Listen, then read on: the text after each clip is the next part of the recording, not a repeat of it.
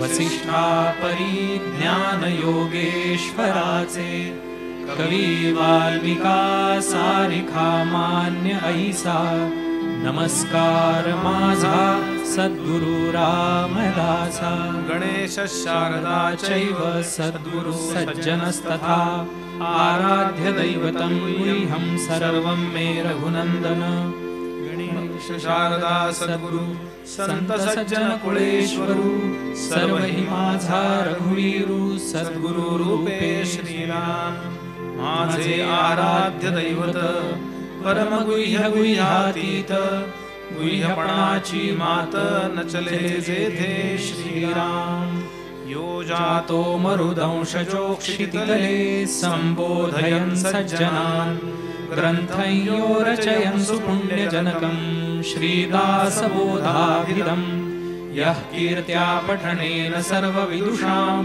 स्वान्तापहारी सदा सोऽयमुक्तिकरक्षितौ विजयते श्रीरामदासो गुरुः मला वाटते अंतरीत्वा वसावे तुझ्या दासबोधासी त्वा बोधवावे अपत्यापरी पाववी प्रेमग्रासा महाराजया सद्गुरु रामदासा ब्रह्मानन्दं परमसुखदं केवलं ज्ञानमूर्तिं द्वन्द्वातीतं गगनसदृशं तत्त्वमस्यादिलक्ष्यम् एकं नित्यं विमलमचलं सर्वधी साक्षिभूतं भावातीतं त्रिगुणरहितं सद्गुरुं तन्नमामि गुरुर्ब्रह्मा गुरुर्विष्णु गुरुर्देवो महेश्वरः गुरुः साक्षात् परः ब्रह्म तस्मै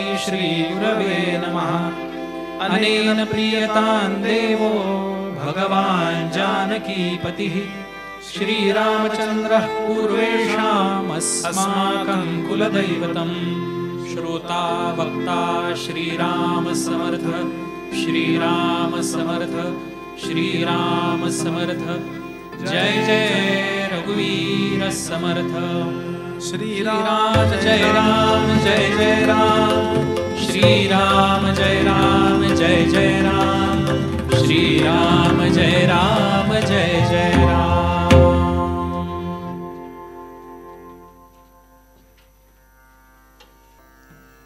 भगवान श्री रामचंद्रांची परिपूर्ण कृपा ज्यांनी आपल्या जीवनामध्ये मिळवली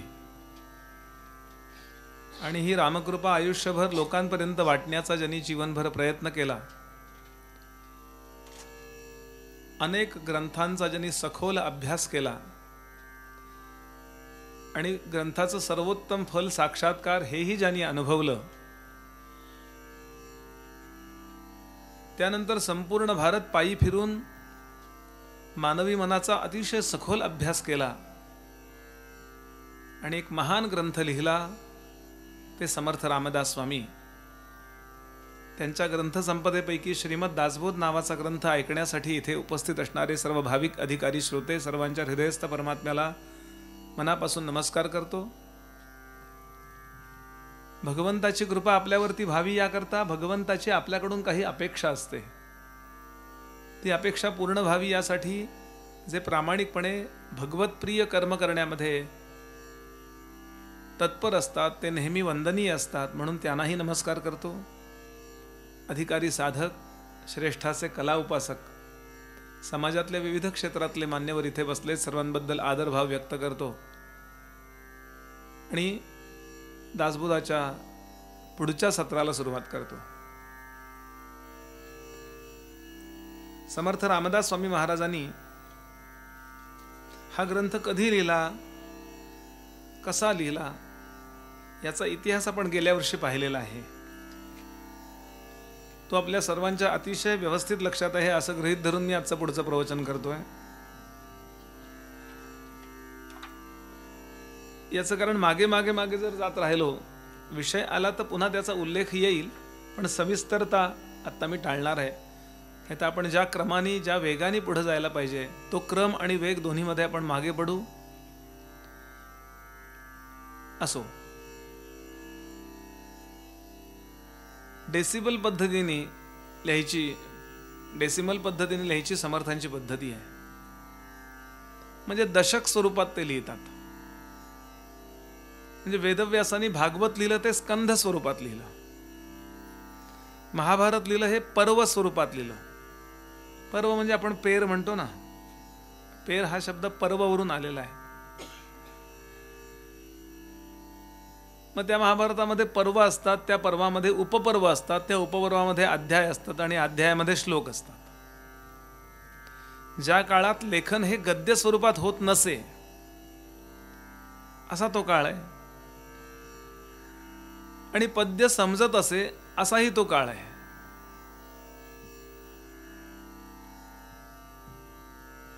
पहिले 7 दशक शिवथरगळीमध्ये लिहिले, 8वा दशक मध्येच लिहून झाला होता. विविध प्रसंगी कल्याणाकडून किंवा गिरीधरांकडून समर्थांनी काही उत्स्फूर्त असं लिहून घेतलेलं होतं. या सगळ्याचं कलेक्शन, या सगळ्याचं एकत्रीकरण याच महिन्यामध्ये झालेली जी नवमी आहे, आज पौर्णिमा आहे, याच्या आधी 6 दिवस नवमी जी आहे, या नवमीला याला दासबोध नवमी असं म्हणतात. हा भीमस्वामी तंजावरकर नावाचे त्यांचे तंजावरचे शिष्य होते. त्यांनी हे सगळं कलेक्ट केलं आणि असा दासबोध आपल्यापर्यंत दिला. कल्याण स्वामींनी त्याची आरती लिहिली. आरती ही कल्याण स्वामींनी लिहिलेली आहे. अनेक विषयांना समर्थांनी इथे न्याय दिलाय. समर्थांचं वैशिष्ट्य असं आहे की ते थोडे स्पष्ट बोलतात, आणि स्पष्ट बोलणारी माणसं जी असतात ती पहिल्या क्षणाला आपल्याला नको वाटतं, पण नंतर कळतं की हेच आपलं कल्याण करणारे आहेत. श्री तुकाराम महाराज असतील, श्री समर्थ असतील, तो काळच असा होता की स्पष्ट बोलायची गरज. इथे जर ज्ञानोबा असते तर ते खूप माऊ हळू सांग, असं नको रे वागू बाळा, असं नको रे वागू बाळा. पण तुकाराम महाराज असं नाही बोलत.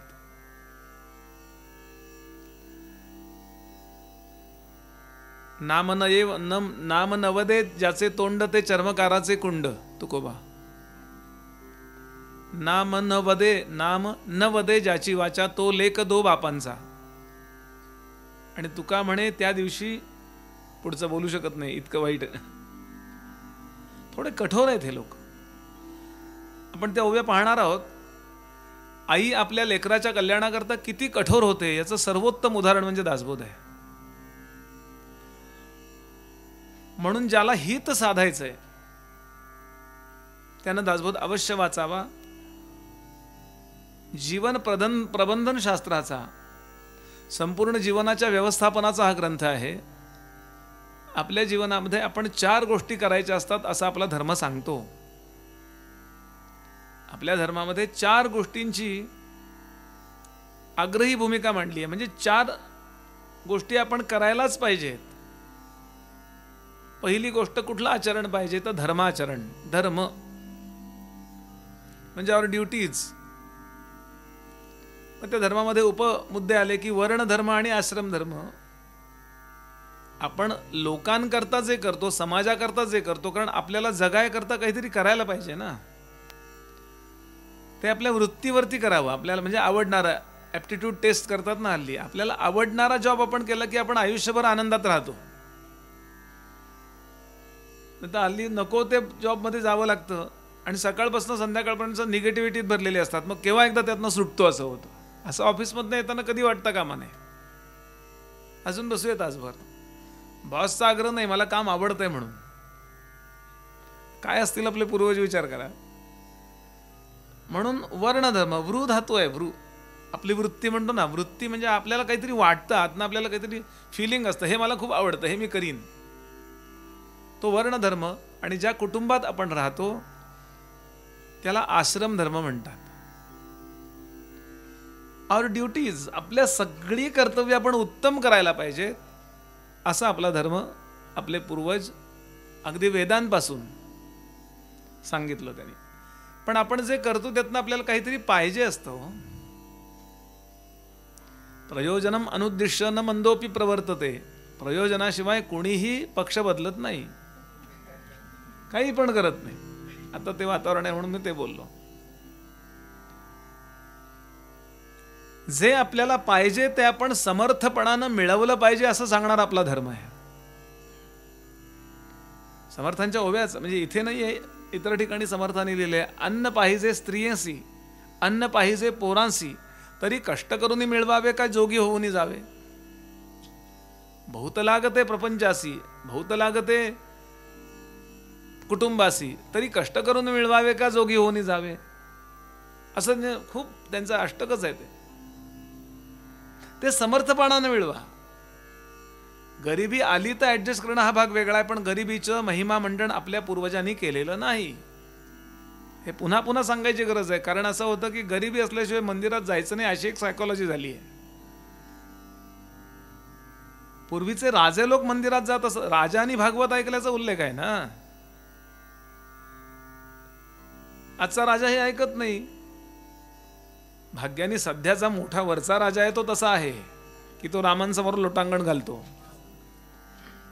पण आधीचे राजे होते बघा, आधी साधं लोटांगण त्यांचं लोटांगण ठरलेलं होतं कोणाकडे. ते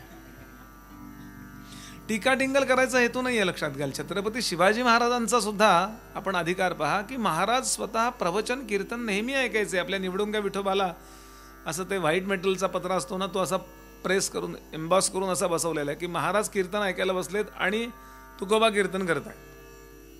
आताचं मला माहिती नाही, पण मी पूर्वी कीर्तनाला गेलो तेव्हा ते बघितलेलं होतं. म्हणून मला सांगायचा मुद्दा असा आहे की आपल्याला जे पाहिजे ते आपण समर्थपणाने मिळवलं पाहिजे असा आग्रह आपल्या पूर्वजांनी धरला. आणि ते कष्टाने मिळवलं पाहिजे, म्हणजे त्याची किंमत राहते. कष्टानं मिळवलं नसलं की त्याची किंमत राहत नाही. अहो, हिरा सुद्धा आपल्याला फुकट मिळाला की त्याला कवडीसारखी किंमत देतो आपण हिरा, कारण तो फुकट मिळाला ना. म्हणून दुसरा पुरुषार्थ त्यांनी सांगितला की तुम्हाला जे मिळवायचंय ते तुम्ही अवश्य मिळवा. काम नावाचा पुरुषार्थ, पुरुषार्थ म्हणजे प्रयत्नाने करण्याच्या गोष्टीला, पराक्रमाला पुरुष शब्द वापरत असत तो पूर्वी. आमचे निजामपूरकर बुवा सांगायचे, सध्या पुरुष या शब्दाचा उपयोग म्हणाले फक्त विहिरीचं पाणी मोजायला आहे. म्हणले किती पुरुष पाणी आहे विहिरीला. पराक्रम, धर्म नावाचा पुरुषार्थ. संकट आलं तरी मी माझी ड्युटी टाळली नाही, हा धर्म नावाचा पुरुषार्थ. संकट आलं तरी मला जे मिळवायचं ते मी मिळवलं आणि लोकांना देत देत मिळवलं. म्हणजे असं धर्म नावाच्या गोष्टीवरती जेव्हा काम आणि अर्थ असतात ना, तेव्हा ते चुकीचं नाही करत. कारण अर्थ आणि काम हे दोन पुरुषार्थांना परदेशी लोकांनी स्वीकारलंय. त्यांच्याकरता धर्म आणि मोक्ष मायने नाही रखता. पैसे मिळवले पाहिजेत हे त्यांना माहिती की, म्हणून ते इतके मिळवतात. आणि वाटेल तसे उपभोगले पाहिजेत हेही त्यांना माहिती आहे. दोन पुरुषार्थ ती मंडळी. पण आपल्याकडे धर्म आला ना, धर्म याचा अर्थ लक्षात घ्याल की बैलगाडी उदाहरण घ्या. त्या बैलगाडीला दोन बैल जोडलेत, असे वांड आहेत ते, त्यांच्या नाकामध्ये दोऱ्या आहेत आणि त्या लगाम म्हणतो आपण ज्याला ते, आणि त्या सारथ्याच्या, तो बैलगाडी चालवणाऱ्या त्याच्या हातामध्ये ते आहेत आणि ते दोन बैल उधळत आहेत. ते दोन बैल अर्थ आणि कामाचे प्रतीक आहेत असं गृहीत धरा. पण त्याच्या नाकातली जी वेसण आहे ती धर्माच्या हातात पाहिजे आणि ती बैलगाडी मोक्षाच्या दिशेनं गेलेली पाहिजे. हे आयुष्यभर लक्षात ठेवायला अगदी सोपं, कमी याच्यात किती मिळवावेत. एका सर्टन लेवलच्या पलीकडे नकोत मला, असं वाटलं पाहिजे योग्य वयात. किती पाहिजे तरी पाहिजेतच. बायकोला 3 लाख पगार, नवऱ्याला 2 लाख पगार, तरी दारावर पाठी, येथे फॉल पिको करून मिळते. जगू दे ना लोकांना जरा.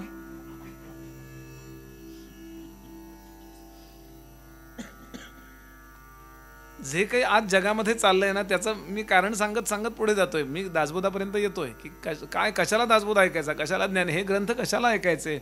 तर बाहेरचं वातावरण काहीही असो, आपल्याला आतून आपल्या संस्कृतीशी म्हणजे कल्याणाच्या व्यवस्थेशी, आपली आपली संस्कृती असा नका विचार करू. ह्याचा जगामध्ये सगळ्यांना मोह व्हायला लागलाय. दासबोधाचा अभ्यास परदेशी लोक करतायत. साधारण 8-10 वर्षापूर्वी ऑक्सफर्डनी दासबोधाला पदवी दिली की the best text in management in Marathi. संपूर्ण जगामध्ये मराठीतलं मॅनेजमेंटचं इतकं एकत्रीकरण नाही हो, एकत्र मिळणार नाही. यातला एखादा विचार कुठेतरी मिळेल.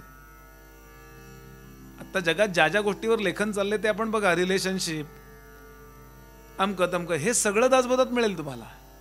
आणि ते 400 वर्षापूर्वीचं आहे आणि त्यांनी लिहिलेलं आहे ते परत ज्या ग्रंथावरून ते हजारो वर्षापूर्वीचे ग्रंथ आहे. हे आपल्याकडे होतं हे मला सांगायचं आहे. म्हणून दुसरी गोष्ट, तुम्ही योग्य ते मिळवा, योग्य पद्धतीने मिळवा, योग्य तेवढंच मिळवा. जास्त मिळू शकतं कारण प्रारब्धाचंही त्यात फॅक्टर आहे. मग ते योग्य ठिकाणी खर्च करा. तिसरी महत्वाची गोष्ट त्यांनी सांगितली की तुम्ही ते व्यवस्थित उपभोगा.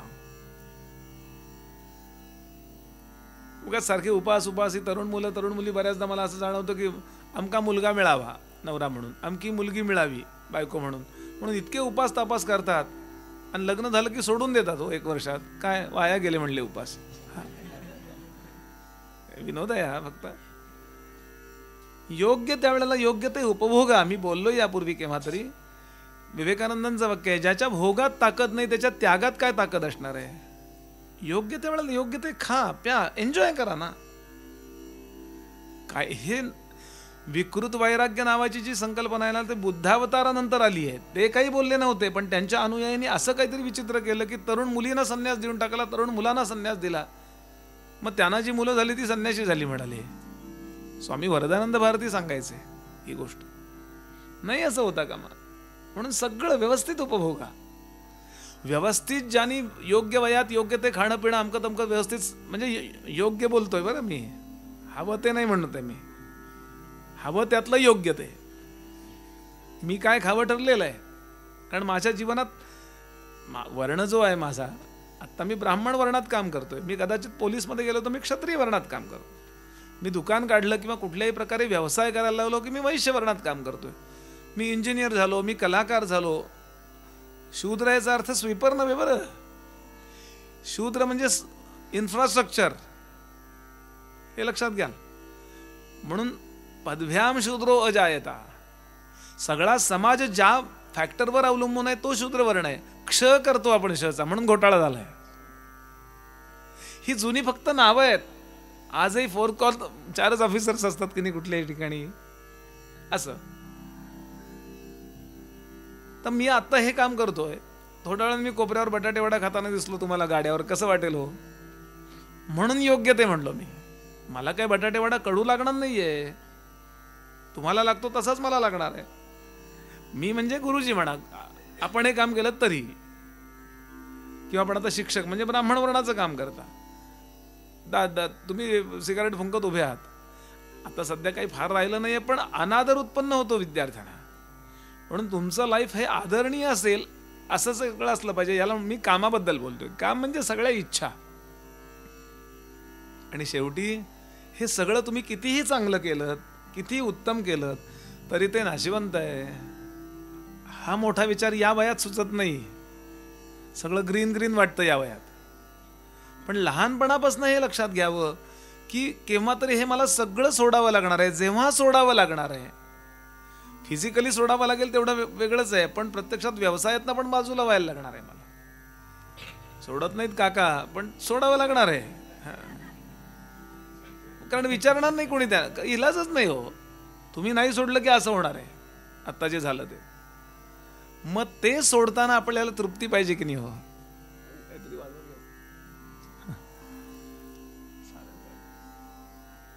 ती जी तृप्ती आहे त्याचा अभ्यास रोज करायचा आहे. कारण जोपर्यंत मी अमुक अमुक करतोय, समजा माझे एक शिक्षक होते, ते शिक्षक असेपर्यंत मी अमक्या अमक्या ठिकाणी शिक्षक आहे, आणि नंतर ते रिटायर झाले हो. त्यानंतर ते शिक्षक आहे सांगता येईना, आयुष्यभर जे मिरवलं होतं. मग त्यांनी त्यातनं अर्थ काढला, एक युक्ती काढली, निवृत्त शिक्षक आहे.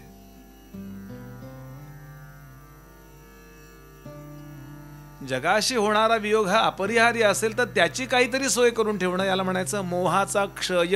याचा शॉर्ट फॉर्म मोक्ष. साक्षात्कार वगैरे हा विषय जरा बाजूला ठेवा, आपण हे आपल्या स्तरावरती घेऊन ऐकूया.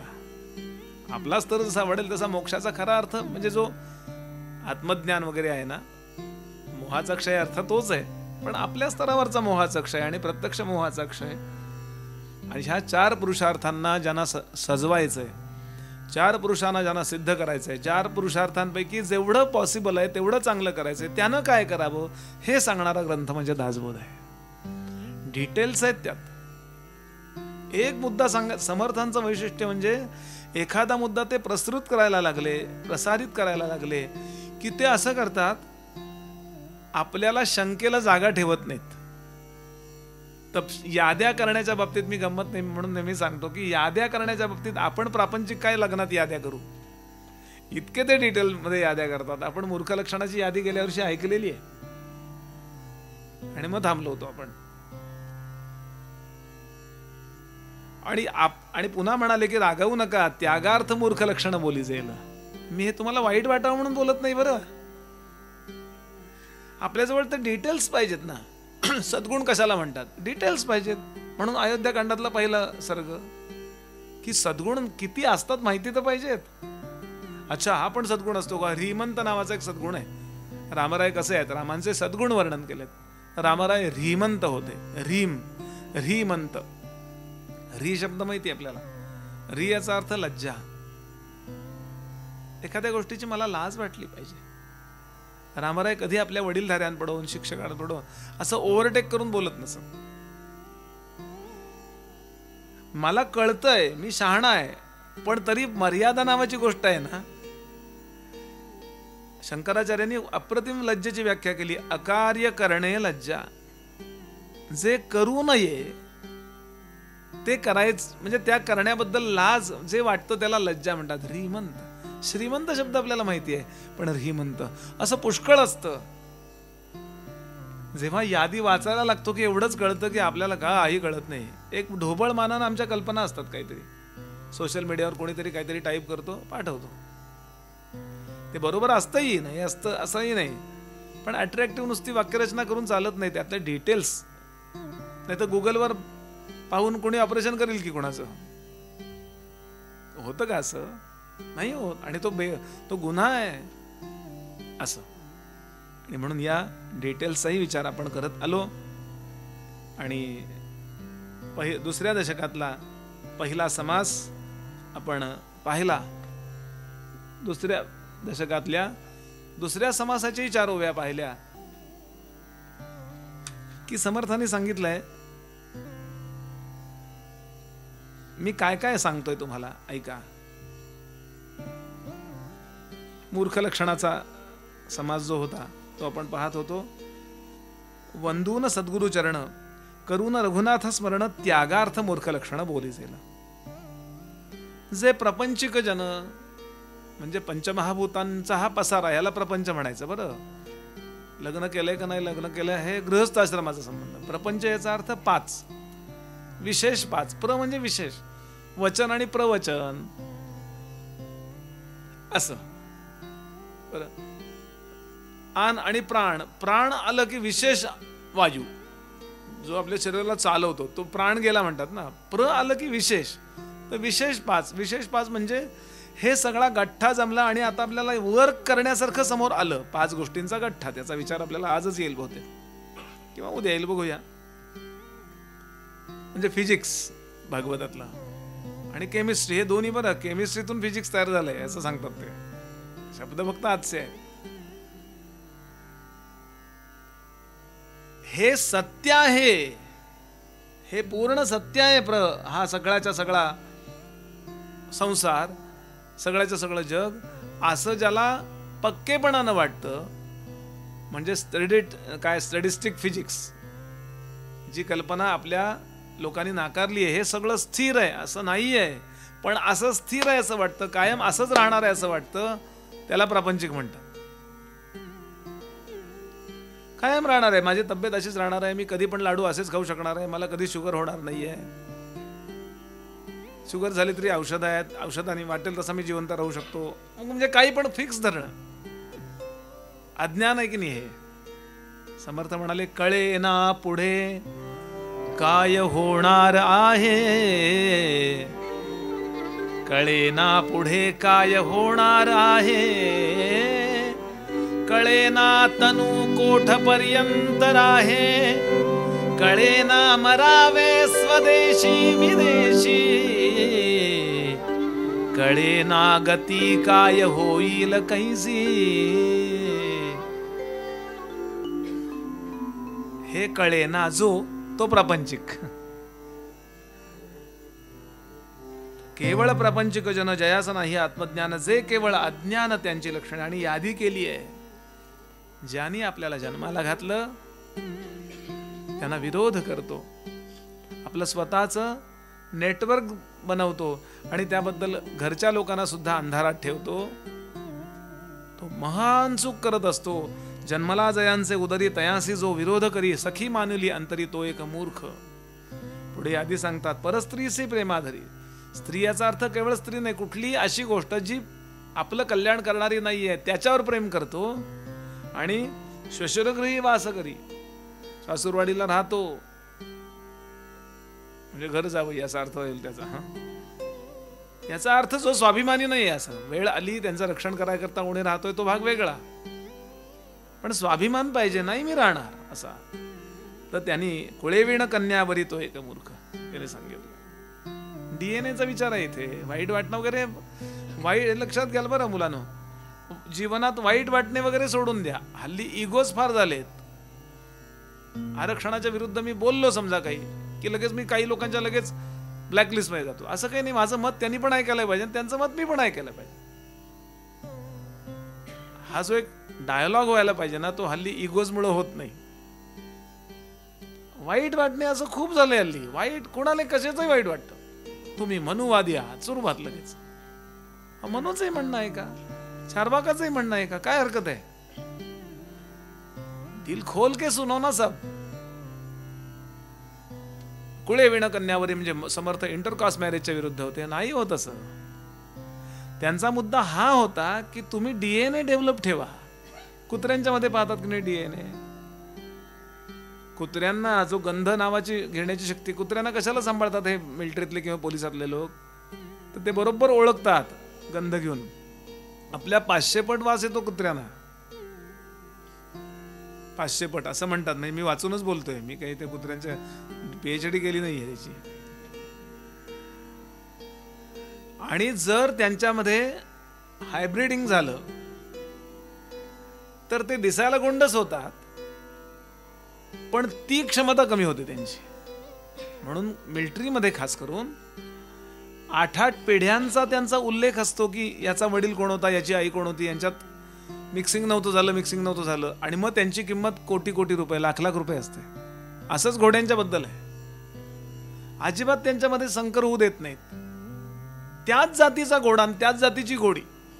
आणि म्हणजे मग त्या घोड्यामध्ये जे वैशिष्ट्य, काही घोडे धावायला चांगले असतात, काही घोड्यांचं आयाळ चांगलं, काही घोडे दिसायला चांगले, ते तसंच पाहिजे. स्वार्थाने जेव्हा मिक्सिंग करतो ना आपण, काही कारणाने, स्वार्थाने शब्दापेक्षा काही कारणाने मिक्सिंग करतो, तेव्हाच हापूस तयार चांगला होतो. पण हापूसची फांदी लावली तर त्याला आंबा येत नाही. ब्रीडिंग कॅपॅसिटीच जाते ती. हा विचार पूर्वी आमच्या इतका करण्यात आलाय, सूक्ष्म अतिशय. आता हे पारसी धर्माला थोडं कळायला लागलंय म्हणून त्यांच्याकडे आता त्यांनी बहिणींची लग्न बंद केली. त्यांच्या मीटिंग झाल्यात मुंबईतच. असो, सांगायचा भाव असा, हा सगळा विचार आपण केलाय गेल्या वर्षी, पण त्याची आठवण फक्त करून देतो. एकदम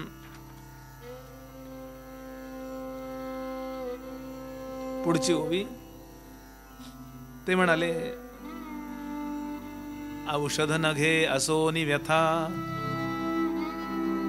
पथ्य न करी सर्वथा, न मिळे आलिया पदार्था तो एक मूर्ख. श्रीराम. किती छान ना. आता आपल्याकडचे औषधाच्या त्या ट्यूब पडलेल्या आठवा, 2 दिवस लावल्या आणि आता पडलेल्या आहेत. एक्सपायरी डेट झालेली किती औषधं जातात त्यात कचऱ्यात. लावायला पाहिजे, पोटात घ्यायला पाहिजे. कित्येक लोक गोळ्या आणून ठेवतात. मी नेहमी सांगतो अशा, हळद कुंकू फक्त जवळ ठेवा, मग त्याला वाहा तरी. हे 400 वर्षापूर्वी लिहिले समर्थाने की औषधं वेळच्या वेळा. काय अजून पर्सनॅलिटी असते. जर आपल्याला बरं नसेल तर आधी व्यायामानेच बरं झालं पाहिजे. औषधावर जीवन नकोच.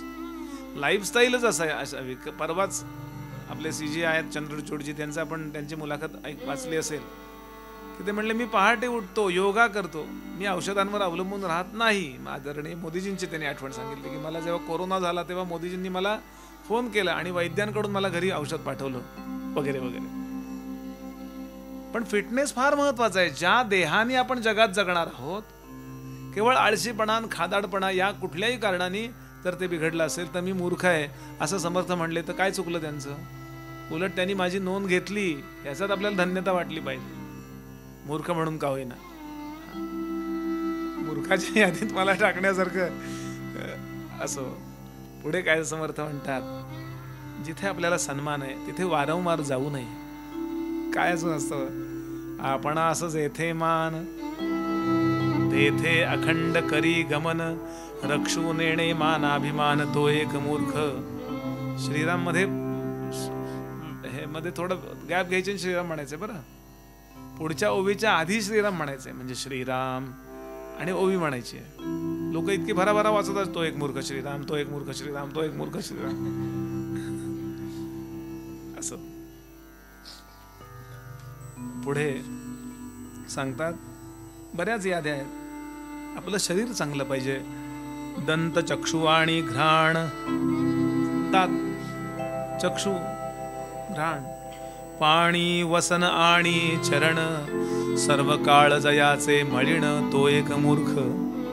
श्रीराम एक आहे की नाही, वाचायला पाहिजे की नाही दासबोध रोज. एकदम छान शरीर पाहिजे, कपडा व्यवस्थित पाहिजे. पुढे सांगतात आपल्या लोकांना कधी दुखवू नका.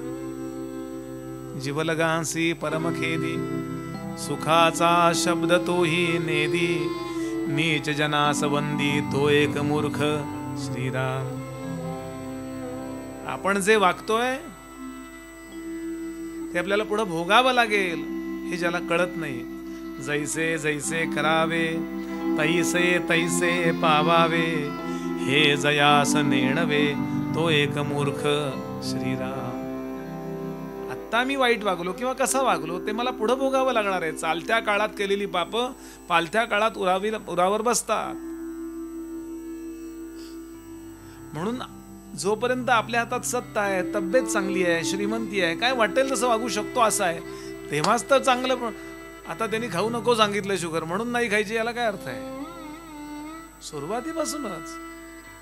आणि म्हणून धर्म मी मगाशी म्हणतो आपल्याला 4 दिवस हा विचार करा, 7 दिवस पुढचा, या 4 पुरुषार्थांचा विचार अखंड करा.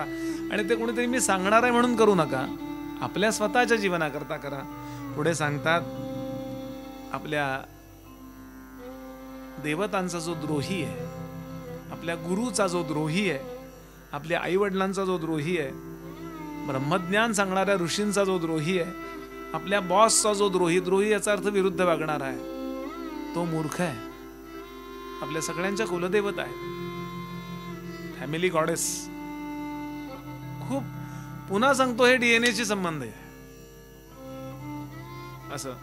म्हणून हे कधीही असं वागू नये. यानंतर दुसऱ्याला वाईट झाल्यानंतर ज्यांना बरं वाटतं, दुसऱ्याचं वाईट झाल्यानंतर ज्याला बरं वाटतं तो मूर्ख आहे. परपीडेचे मानी सुख, परसंतोषाचे दुःख, गेले वस्तूचा करी शोक तो एक मूर्ख. वाईट होऊ दे, चांगलं सरकार चाललंय ना, फोन करून करून करून करून चाव्या भरून भरून परपीडेचे मानी सुख, आणि चांगलं झालं की परसंतोषाचे दुःख, आणि गेले वस्तूचा गेला पक्ष त्याचा करी शोक तो एक. रिलेट करतोय मी, फक्त लक्षात घ्यायला मुद्दा काय आहे त्यातलं. आपल्याजवळ वस्त्रशास्त्र दोन्ही नसे, कुठा मोठेपणा नाहीये, आणि जिथे बसायला नको तिथे बसतो, उंचे स्थळी जाऊन बैसे, तो मूर्ख आहे. अप्रतिम ओवी आहे ही. सांडूनिया जगदीशा. एक 4-5 ओव्या मी पाहतोय आणि मग लगेच आपण पुढच्या विषयाला आरंभ करतोय.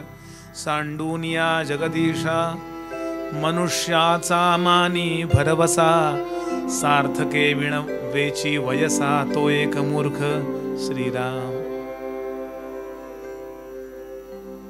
या संपूर्ण विश्वाला चालवणारी जी सिस्टीम आहे त्याचा जो मालक आहे, त्याला तुम्ही राम म्हणा, कृष्ण म्हणा, देवी म्हणा, दत्त म्हणा, काही तुम्हाला आवडणारं काही नाही द्या, स्वामी समर्थ म्हणा, त्यांना गजानन महाराज म्हणा.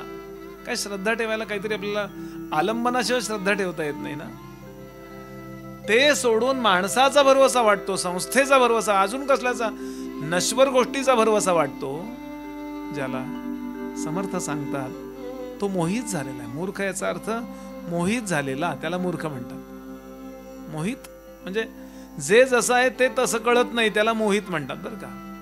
म्हणजे आहे दोरीन वाटतो साप, म्हणून तो एक मूर्ख, म्हणून त्या दोरीला घाबरला ना. तो दोरीला सर्प समजून घाबरणाऱ्याला शास्त्रामध्ये मूर्ख म्हणतात. जे जसं आहे ते सत्याचं ज्ञान ज्याला होत नाही शास्त्राच्या भाषेत तो मूर्ख आहे, त्याचा अनहित करतोय, तो उगाचच घाबरतोय, किंवा उलट 6 पायान दोरी म्हणतोय तरी पण तो अनहित करतोय. म्हणून जे जसं आहे ते समजून घेणं हे मूर्खपणा टाकण्याचं आपलं कर्तव्य आहे. पुढे समर्थ सांगतात, अशा पद्धतीनं मी बोललो. लक्ष्मी आली यावरीत. काही वेळा परिस्थिती चांगली होते, जो मागील ओळखी न धरी.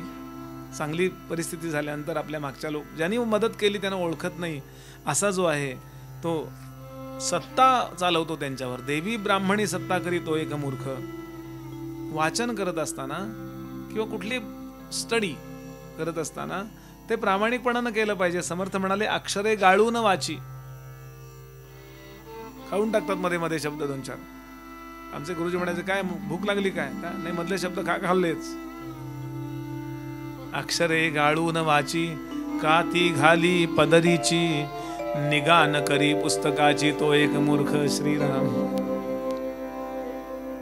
लक्षणे अपार असती, पण एवढं म्हणतायत, एवढी यादी करून, परी काही एक यथामती, त्यागार्थ बोलिले श्रोती, क्षमा केले पाहिजे. रागावू नका बरं. आणि आता हा समास संपूर्ण होतो. 74 ओव्यांचा हा मूर्ख लक्षणांचा समास संपूर्ण झाल्यानंतर पुढच्या समासाला आरंभ करतात. दशक दुसरा, समास दुसरा. समासाचं नाव आहे उत्तम लक्षण. उत्तमत्व कशाला म्हणतात? जसं मूर्ख लक्षण सांगितलं तसं उत्तम उत्तम काय आहे? समर्थ म्हणाले, श्रोते व्हावे सावधान, श्रोता व्हावे सावधान. आता सांगतो उत्तम गुण, जेणे करिता बाणे खूण सर्वज्ञपणाची. एकदम बॅलन्स पर्सनॅलिटी, एकदम व्यवस्थित. यश, सक्सेस कसं काय मिळतं? आपोआप नाही. आरंभ, वाट पुसल्या विण जाऊ नये. केवळ रस्ता हा नव्हे, मी पुढं काय बघू? गुरुजनांना विचारावं, मला काय येईल? मी कालच म्हणलो ना परवा, की एक खूप केस वाढवलेला, असे कुरळे कुरळे केलेला मुलगा मला भेटला. म्हणलं थोडा थोडा तबला येत होता. म्हणलं आता केस वाढवलेत, आता फक्त तबला आला की झालं. म्हणला असं असं असं ते मोठे मोठे लोक वाजवतात ना. नाही, तुझी बोटं तबल्याला योग्य नाहीये. विचार, छोट्या छोट्या गोष्टीचा विचार करा. वाट पुसल्या विण जाऊ नये, फळ ओळखल्या विणच खाऊ नये, पडिली वस्तू घेऊ नये एकाएकी. भौतिक शास्त्रातली, स्थापत्य शास्त्रातली रस्त्यावरची वाट असेल ती, किंवा जीवनाची वाट असेल, मोठ्या लोकांना विचारा, अनुभवी लोकांच्या. आणि पुन्हा पॉझिटिव्हिटी बघावी बरं. काही लोक असे नुसतं निगेटिव्हिटीने भरलेले असतात. नाही, उत्साही लोकांना प्रश्न विचारावा. स्वतः यश मिळवलंय ज्यांनी, त्यांना प्रश्न विचारावा. हे फार महत्वाचं आहे. आपले दादाभाई नवरोजी एकदा जपानमध्ये गेले होते. स्वातंत्र्य या विषयावर त्यांचं व्याख्यान होतं. मस्तच बोलायचं दादाभाईंचं. दादाजींचं अप्रतिम वक्तृत्व होतं. पण त्या जपानमधल्या एका स्टुडंटनं प्रश्न विचारला, छान व्याख्यान केलं तुम्ही, पण तुम्ही त्याच देशात ना आलायत ना ज्याला अजून स्वातंत्र्य मिळवता आलेलं नाहीये?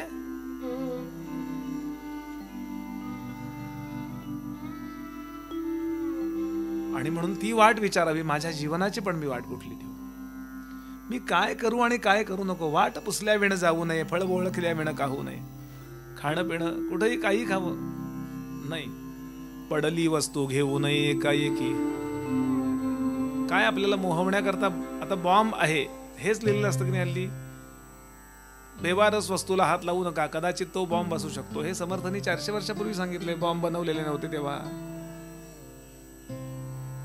जे माझं नाही ते काय काय उडाला.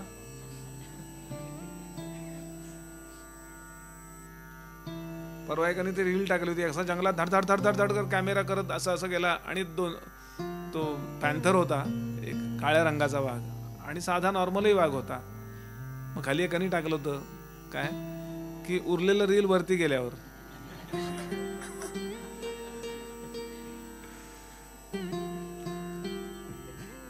विवेकाशिवाय वागू नये असं समर्थांचं म्हणणं आहे. विवेक ही गोष्ट, विवेक याचा अर्थ निवड क्षमता. पुढे सांगतात अतिवाद करू नये. किती छान ना आपला बॅलन्स. काही वेळा काही लोकांना असं वादच घालायची सवय असते. अतिवाद करू नये, पोटी कपट धरू नये. फार महत्वाचं. पाप नावाची गोष्ट जी आहे ना, आपण पाप पुण्य नावाच्या गोष्टी नेहमी ऐकतो. पापाचा संबंध लोकांचं वाईट करण्याशी आहे, लोकाला त्रास देण्याशी. लोकांचा वाईट विचार केला की मनातल्या मनात मी पाप केलं.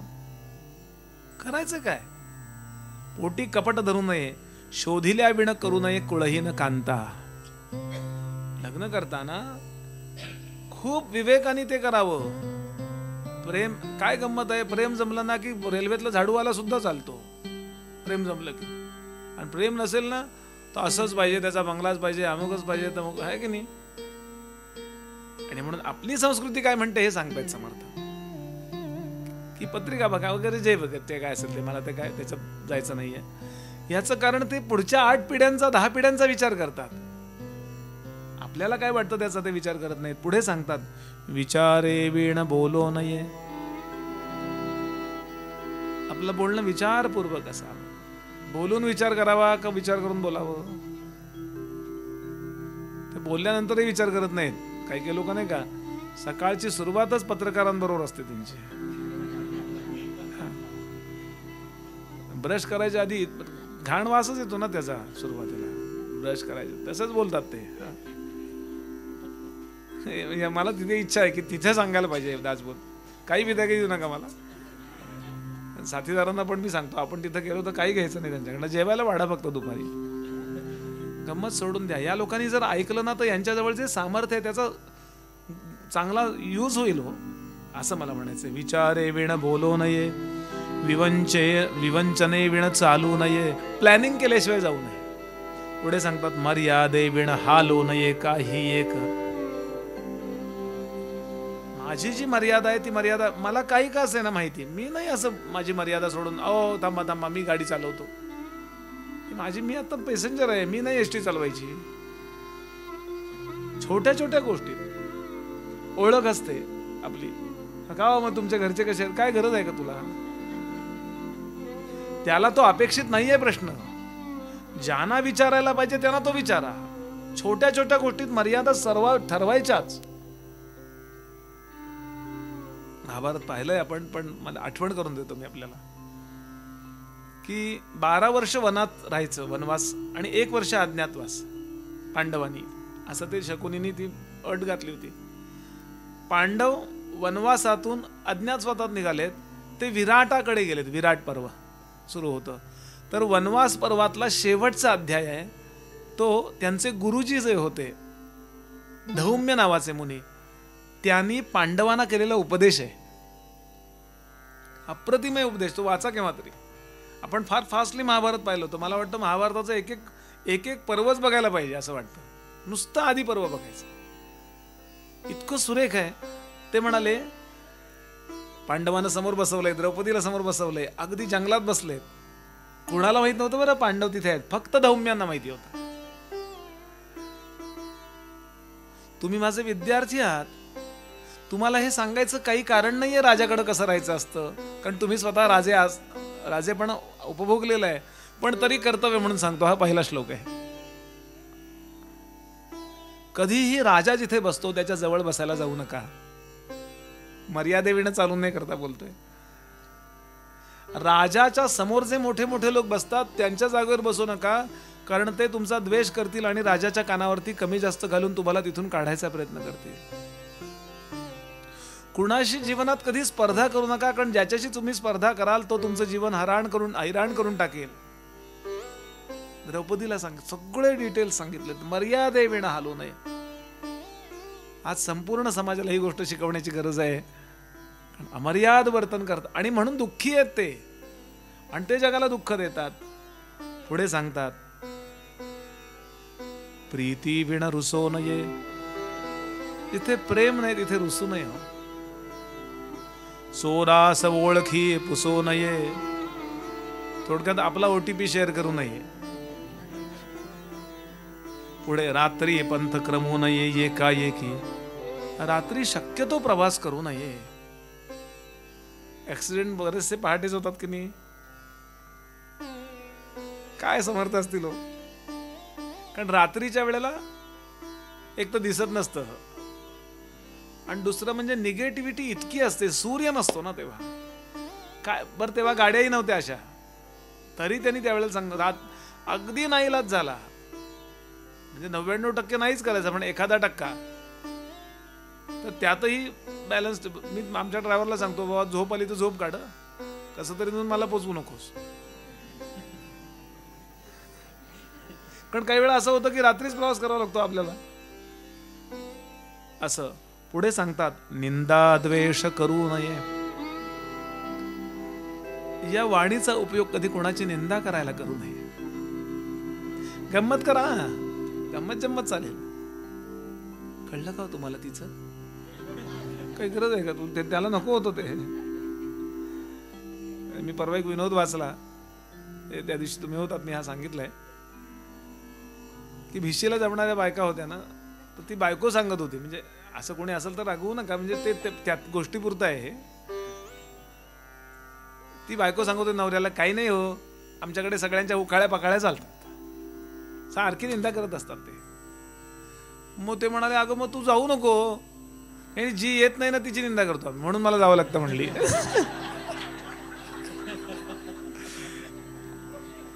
आहे की नाही बघा असं. दोन लोक एकत्र भेटल्यानंतर सहसा तिसऱ्याबद्दल चांगलं बोलायचं नाही, असा अलिखित नियम करून टाकलाय आम्ही. स्टँडर्ड लोकांचं वैशिष्ट्य लक्षात ठेवाल, ते कधी कोणाची निंदा नाही का. या वाणीतून कुणाबद्दलही वाईट यायला लागलं की आपण दुर्गुणांचं चिंतन करतो. एक गोष्ट सांगतो, रणजित सिंह नावाचे मंजमचे एक राजे होऊन गेले. त्यांच्या बऱ्याच कथा आहेत, त्यांचं पुस्तक म्हणजे त्यांचं चरित्रच आहे. रणजित सिंह पराक्रमी होता राजा, आणि कन्सेप्च्युअल होता, म्हणजे एकदम विचारवंत होता. एक दिवस त्याचा रथ चालला होता, आमराया होत्या बाजूला, आणि अमुक महाराज की जय, भरपूर 25 भालाईत, 25 ढालाईत, लेझिम, ताशे, अमकत, म्हणजे छान चाललं होतं. तर शेजारच्या आमराईमध्ये एक म्हातारी भिकारीण आंबे चोरत होती. गडबडीत सगळे बाहेर होते, तो माळी बाहेर गेलेला. आंबे, तिला भूक लागली, भिकारीण होती हो, चांगले मोठे पिवळे झालेले आंबे चोर, पण ते तिच्या हाताला येत नव्हते, म्हणून तिनं दगड मारायला सुरुवात केली. आणि एक दगड असा काही तो मारला तिने, असा उंच, तो ह्याच्या डोळ्याला लागला आणि डोळा गेला रणजित सिंहाच्या राजा. मग तिथे त्याने हिरा बसवला होता. मग तिला धरून आणलं, काय पण सापडला चोर. कुणी मारला धोंडा, कुणी मारला धोंडा. तर आधी पहिल्यांदा उपचार करा, तिला तोपर्यंत तुरुंगात टाकलं. वयाचा आदर म्हणून तिला बघे फटके बिटके दिले नाहीत, पण आदर म्हणून तिला आणि रणजित सिंह म्हणला, मला कुणी मारला, माझ्या राज्यामध्ये असं होण्याचं कारण काय. मग तिला विचारलं, ती थरथर होती, महाराज मी तुम्हाला खूप मानते हो, पण मी भिकारी नाही, गरीब आहे, मला आंबे पाहिजे होते, म्हणून मी तिकडं, मला माहिती पण नाही हो असा दगड तुम्हाला लागेल. तिचं कारण प्रामाणिक एवढं राजाने सांगितलं, आणि तिला एक आमराई देऊन टाकली. ते त्यांचे मंत्री बिंत्री म्हणले, ही पद्धत चांगली आहे, आम्ही पण दगड मारू म्हणले. तुम्हाला यातलं काय मिळणार नाही म्हणाले. चुकून झालं तिच्याकडनं. म्हणले पण हे काय न्याय तुम्हाला. ते म्हणाले, तिनं आंब्याच्या झाडाला जर दगड मारला आणि तो जर बरोबर लागला, तर तिची एक वेळची भूक भागवण्या इतका दानशूर तो आंबा आहे, मी तर राजा आहे. पण हेच ऐकायला गोष्ट किती चांगली असली तरी त्याला सहन करावं लागलं ते, आणि इथून थोडं तो चकणा दिसायचा. निंदा द्वेष करू नये करता सांगतोय. चकणा दिसायचा. एक दिवस एक परदेशातला म्हणजे परराज्यातला कोणी चांगला चित्रकार त्यांच्याकडे आला, आणि तो म्हणला, महाराज मला चित्र काढायची इच्छा आहे, तुमचं अप्रतिम, माझी चित्र खूप खूप भावात विकतात, मी त्याच्यावर पोट भरतो, चांगल्या भावाने विकली जातात, मी काढू का तुमचं चित्र. एक क्षणभर मला एक 10 मिनिटं पोज द्या फक्त, मी आउटलाईन काढून घेतो, मी उद्या परवा 2 दिवसांनी येऊन मी तुम्हाला ते दाखवतो. एक आपलं प्रत्येकाचं एक स्ट्रक्चर असतं, प्रत्येकाचं एक साईज म्हणतो असा असतो, चेहऱ्याची एक टाईप असतो. त्यांनी भरा काढून घेतलं असं असं असं, घरी गेला, आणि काय 5-7 दिवसांनी चांगल्या प्रकारे चित्र घेऊन आला. आता सगळ्या मंत्र्यांना वाटलं, चकणा आहे हा आमचा राजा. चकणा म्हणजे ते दिसायला वाईट दिसतं, कसं काढतो ह्या चित्र बघूया, कसं काढतो ह्या चित्र बघूया, असा विचार करून सगळे मंत्री त्या दिवशी आले, ज्या दिवशी हा चित्र घेऊन येणार होता चित्रकार. आणि आता त्यानं ते पॅकिंगमध्ये आणलं होतं मोठंच्या मोठं असं मोठं चित्र, आणि असं त्याला कापड गुंडाळलेलं.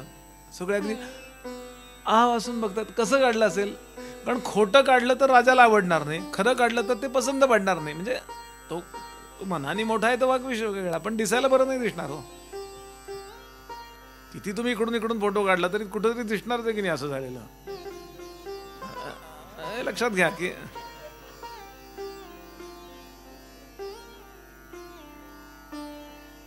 आणि त्यानं ते उघडलं चित्र, आनंदी झाले हो. क्या बात है. राजा खुश झाला, सगळे मंत्री खुश झाले, सगळे जेवढे काय दरबारात होते ते अप्रतिम. राजाचं सगळंच उत्तम काढलं होतं त्यांनी, फक्त नेमका तो डोळा त्यानं मिटलेला काढला होता. का? राजा शिकारीला गेलाय, बाण जोडलाय आणि तो डोळा नेमका मिटलाय त्यांनी. कशासाठी बोलतोय? आजूबाजूच्या लोकांचे दुर्गुण आपल्याला दिसतील त्याबद्दल आपण डोळा मिटून घ्यावा, ते ओढीकडे दुर्लक्ष करून घ्यावं. अशा पद्धतीने आपण वागलो की आपण नेहमी चांगले, कारण आपल्या डोक्यात चिंतन चांगलं चालते हो. तो असाच आहे, ती तशीच आहे. याचं काय?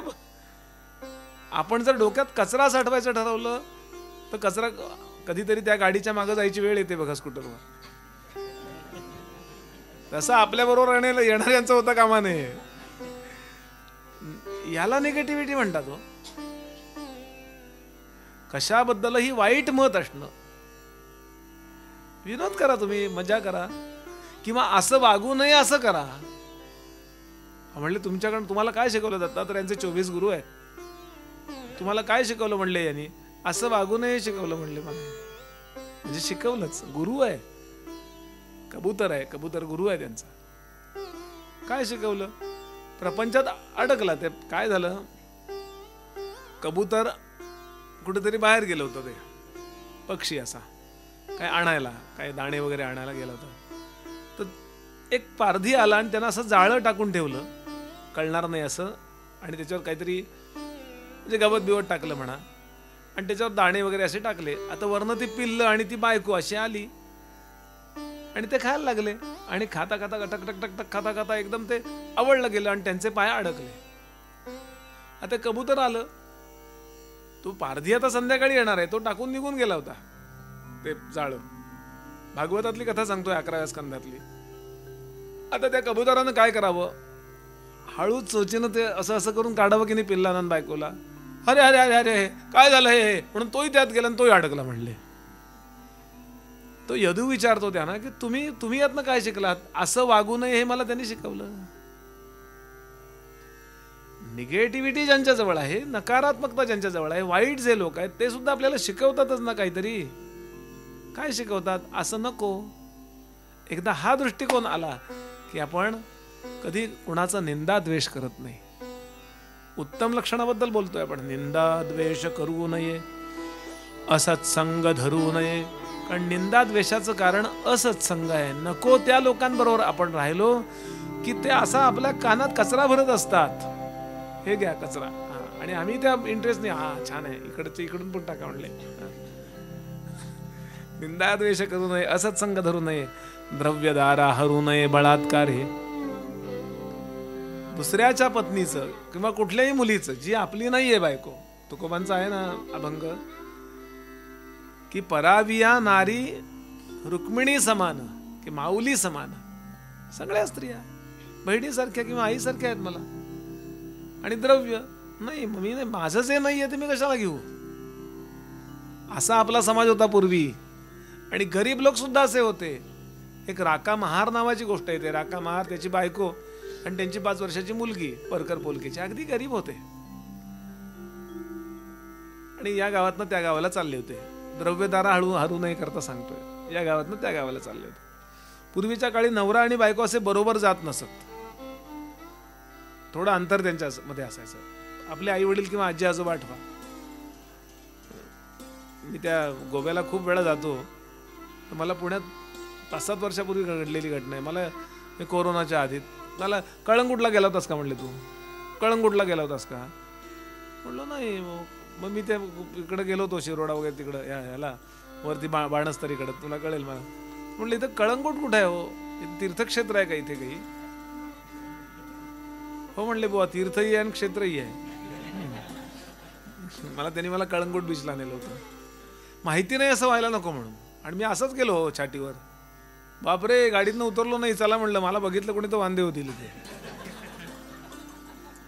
आणि मग घरी येऊन मी त्यांना, गुरुजींना आमच्या विचारलं की बाबा असं असं तिथे अगदी असे ते नवरा बायको असं मी गृहीत धरतोय, असे घट्ट धरून चालले होते.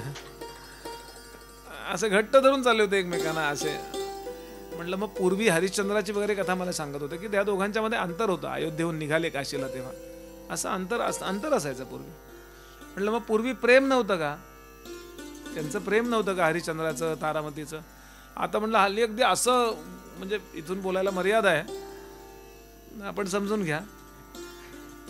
आमचे गुरुजी म्हणले साधं आहे, असं का घट्ट धरून ठेवावं लागतं एकमेकांना?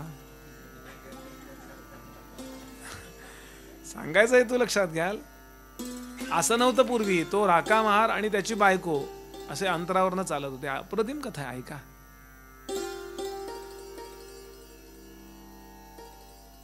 गावाच्या बाहेर एक पार होता आणि पार कट्ट्याच्या इथे खाली सोन्याच्या बांगड्या पडलेल्या होत्या. बिलवर म्हणतो ना आपण असं. आता यानं ते पाहिलं. पूर्वी काय बेंटेक्स नव्हतंच हो, म्हणजे दुसरं तसं सोनाचा जायचं. यानं पाहिलं आणि याच्या मनात आलं माझी पत्नी निस्वार्थी आहे, कधी मला खूप गरीब होते, हातावरचं पोट, म्हणजे आज उद्योग नाही केला तर जेवायला नाही अशी परिस्थिती.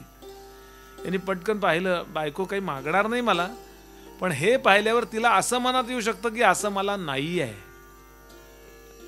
तेवढं तरी त्याचं दर्शन कशाला, म्हणून त्यांनी पायाने अशी माती त्याच्यावर सारली. 2 बिलवर होते, अशी माती सारली गडबडीत. बरं ते काय करतो हे कळता कामा नाही, नाही तर काय झालं पायाला लागलं का असं होईल ना, म्हणून पटकन असं केलं आणि तो गेला निघून. बायकोनं तरी लक्ष होतच तिचं असतच. तिनं पाहिलं आणि तिला कळलं की बिलवरावरती यांनी माती टाकण्याचा प्रयत्न केला. निश्चितच माझ्याबद्दल त्यांच्या मनात काही नसणार आहे, पण मागणं माझी मुलगी येतीये. 5 वर्षाची मुलगी होती, तिचं नागू बिगू असं काहीतरी नाव आहे. तिला कदाचित मोह होईल असं वाटलं असेल, म्हणून त्यांनी, काय नवरा बायकोचा अंडरस्टँडिंग आहे. मी नेहमीच सांगतो, म्हणून नवरा बायकोनी प्रवचनाला जात जा, सांगायचं हे तू लक्षात घ्या. म्हणून तिनं ते बिलवर नीट झाकला, व्यवस्थित झाकला. आता आई, ती मुलगी, आई काय ग काय ग काय ग म्हणून आली. तोपर्यंत आई पुढे गेली होती आणि तिनं असं केलं. 5 वर्षाच्या पूर्वी असं केलं. तिला ते कळलं बिलवर आहेत, सोन्याचे आहेत. तो तिनं काही त्याच्या पुढं लक्ष नाही दिलं. तिथं असं केलं, विस्कटलं आणि ती परत आली निघून. म्हणजे ती तिथे आली, वाटेत हातपाय तोंड धुतले, भाकरी रुमालातनं सोडल्या, खायला बसले. ती पोरगी म्हणते, आई बाबा तुम्ही ते माती कशाला टाकली होती सोन्यावर? त्यांनी खरं आहे ते सांगितलं. माझ्या पत्नीने बघू नये, त्याच्यावर लक्ष जाऊ नये, तिला तो घ्यावा कधी वाटणार नाही बिलवर. पण जर तो पाहिला, दर्शन झालं तर असं आपल्याकडं नाही आहे, एवढी तरी लकेर वासनेची चित्तामध्ये उमटून जाईल. तेवढी तरी का?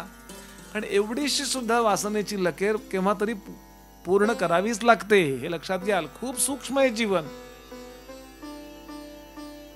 आणि म्हणून मी ते तसं केलं. ती म्हणाली, अहो तुम्ही माती घातलीत पण ती नीट नाही घातलीत. हो म्हणे, जरा गडबड झाली, व्यवस्थित असं झाकणं शक्य नव्हतं.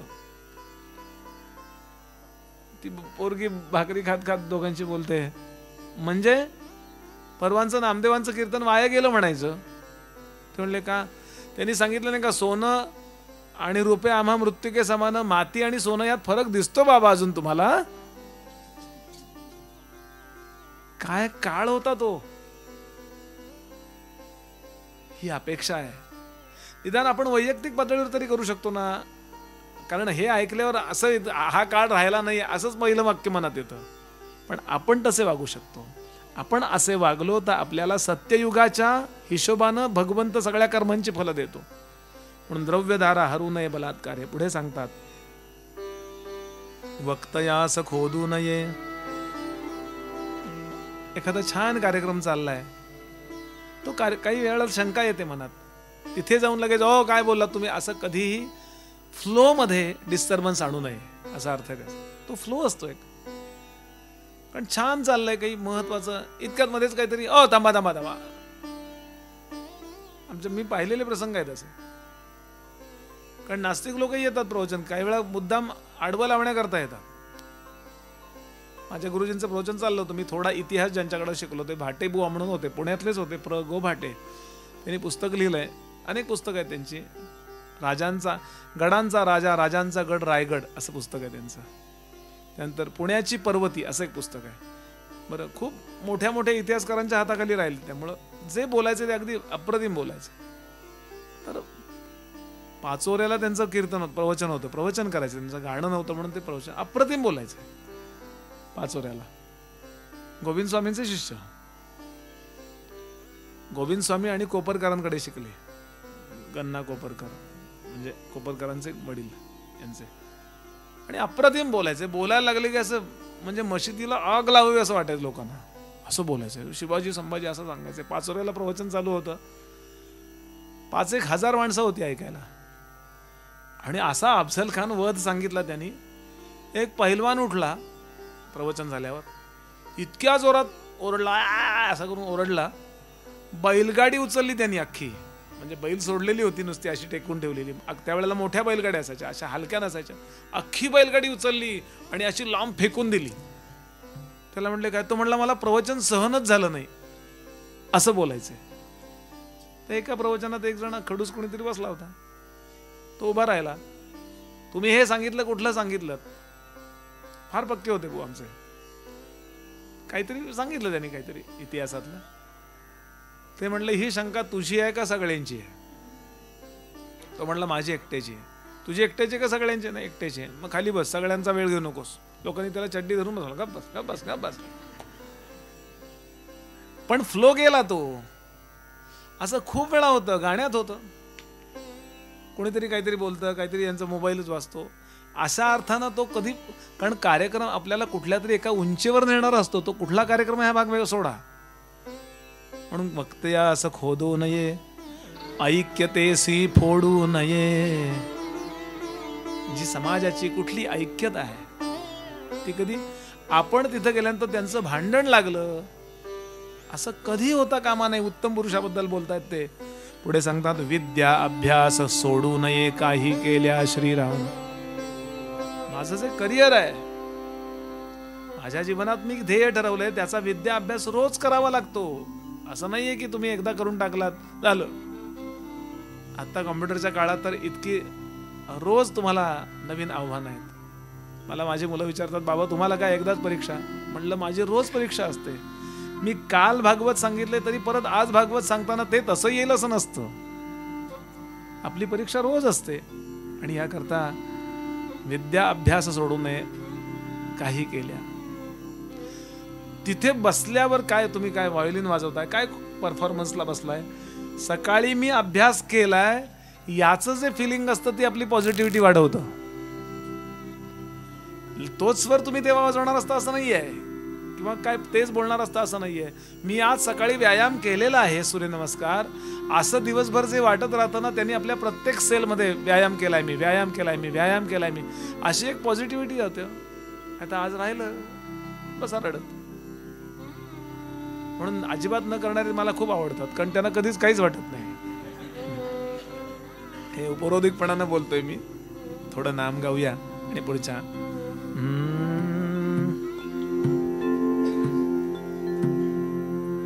हरि सुंदर नंद मुकुंदा, हरि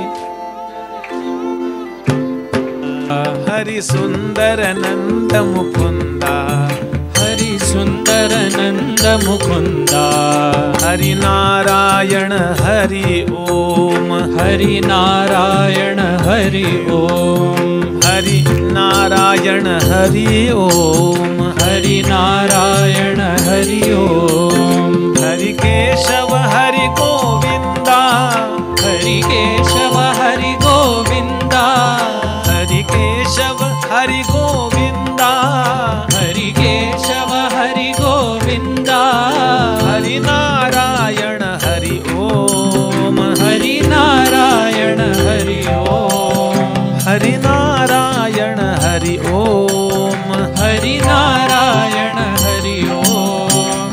सुंदर नंद मुकुंदा हरि सुंदर नंद मुकुंदा हरि नारायण हरि ओम हरि नारायण हरि ओम हरि नारायण हरि ओम हरि नारायण हरि ओम वनमाली मुरलीधारी वनमाली मुरलीधारी वनमाली मुरलीधारी वनमाली मुरलीधारी गोवर्धन गिरिवरधारी गोवर्धन गिरिवरधारी गोवर्धन गिरिवरधारी गोवर्धन गिरिवरधारी नित नित कर माखन चोरी नित नित कर माखन चोरी नित नित कर माखन चोरी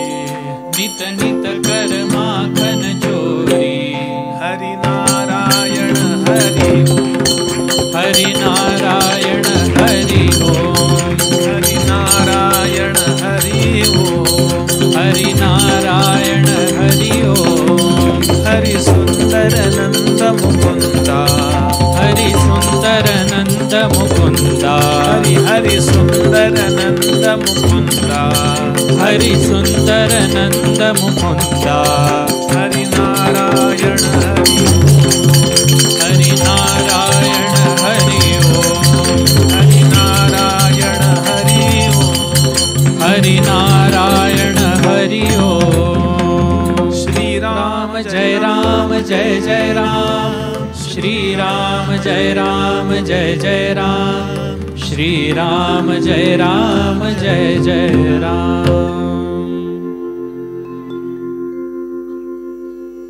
श्री समर्थ रामदास स्वामी पुढे सांगतात, कल्याण ऐक.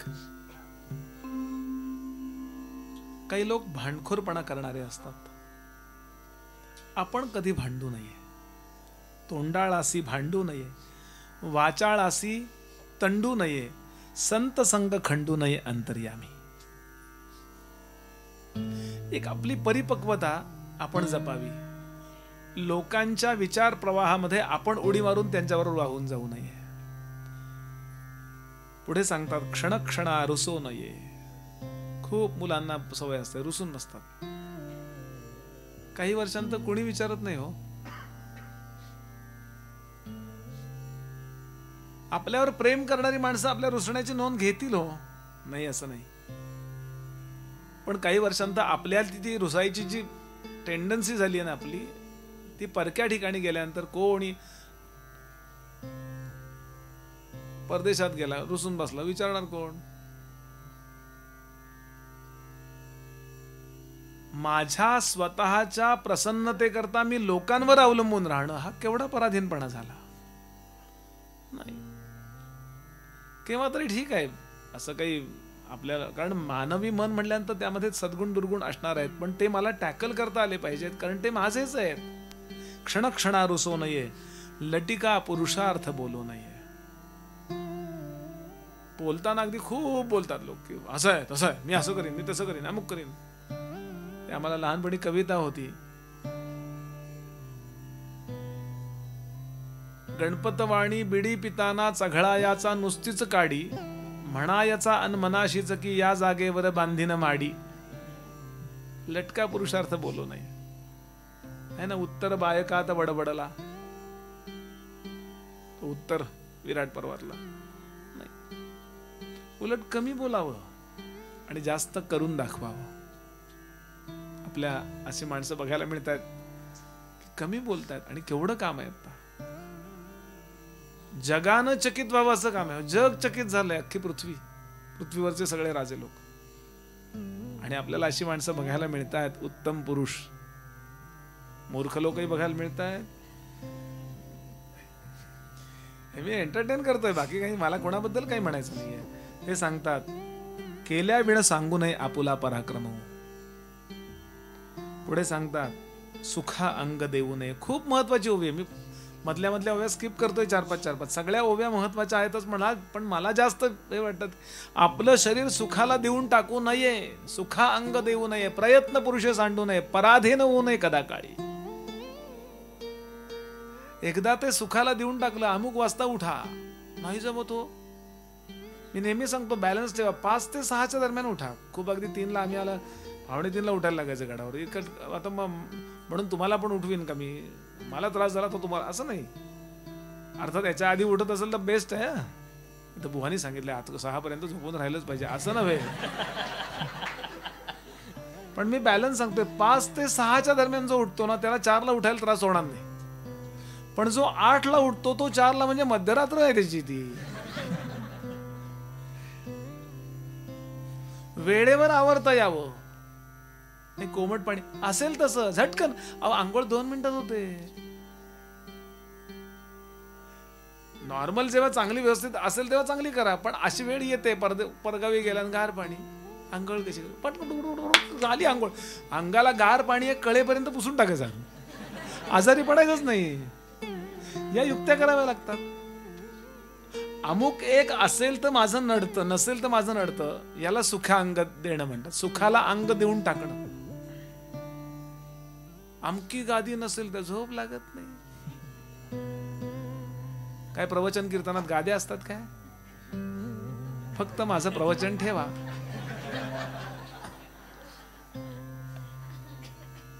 आज आपल्याला ही तरुणांना गोष्ट सांगावी लागेल, सुखा अंग देऊ नये. जरा कमी जास्त झालं की पोट बिघडते. म्हणले 8ला जेवायचं, 9ला जेवलं की पोट बिघडलं. अरे आम्ही कधी पण जेवतो, आमचा व्यवसायच असा आहे. म्हणजे माझं मन सांगत नाही मी, सगळं सहन करायची शरीर हे यंत्र असं आहे, त्याला जशी सवयीचं गुलाम म्हणतो ना आपण, म्हणून फार याचे लाड नाही करायचे, फार त्रासही नाही द्यायचा. गौतम बुद्धांच्या चरित्रात अशी गोष्ट आहे की त्याने खूप तपश्चर्या केली. तर त्यांना कोणीतरी सांगितलं, वीणा घेऊन एक जण बसला होता, त्यांना कसं कळलं साक्षात्कार कसा झाला हे, अशी गोष्ट आहे ती. तर तो असा लावत होता, टणकन तुटली. ते जास्त ताणलं त्याने, ती खुंटी तुटली. दुसरा शेजारी बसला होता, इतकं ताणायचं नाही म्हणून त्याने इतकी ढिली ठेवली होती, ती वाजतच नव्हतं. गौतम बुद्ध हे नेहमी शरीराला उदाहरण द्यायचं आहे.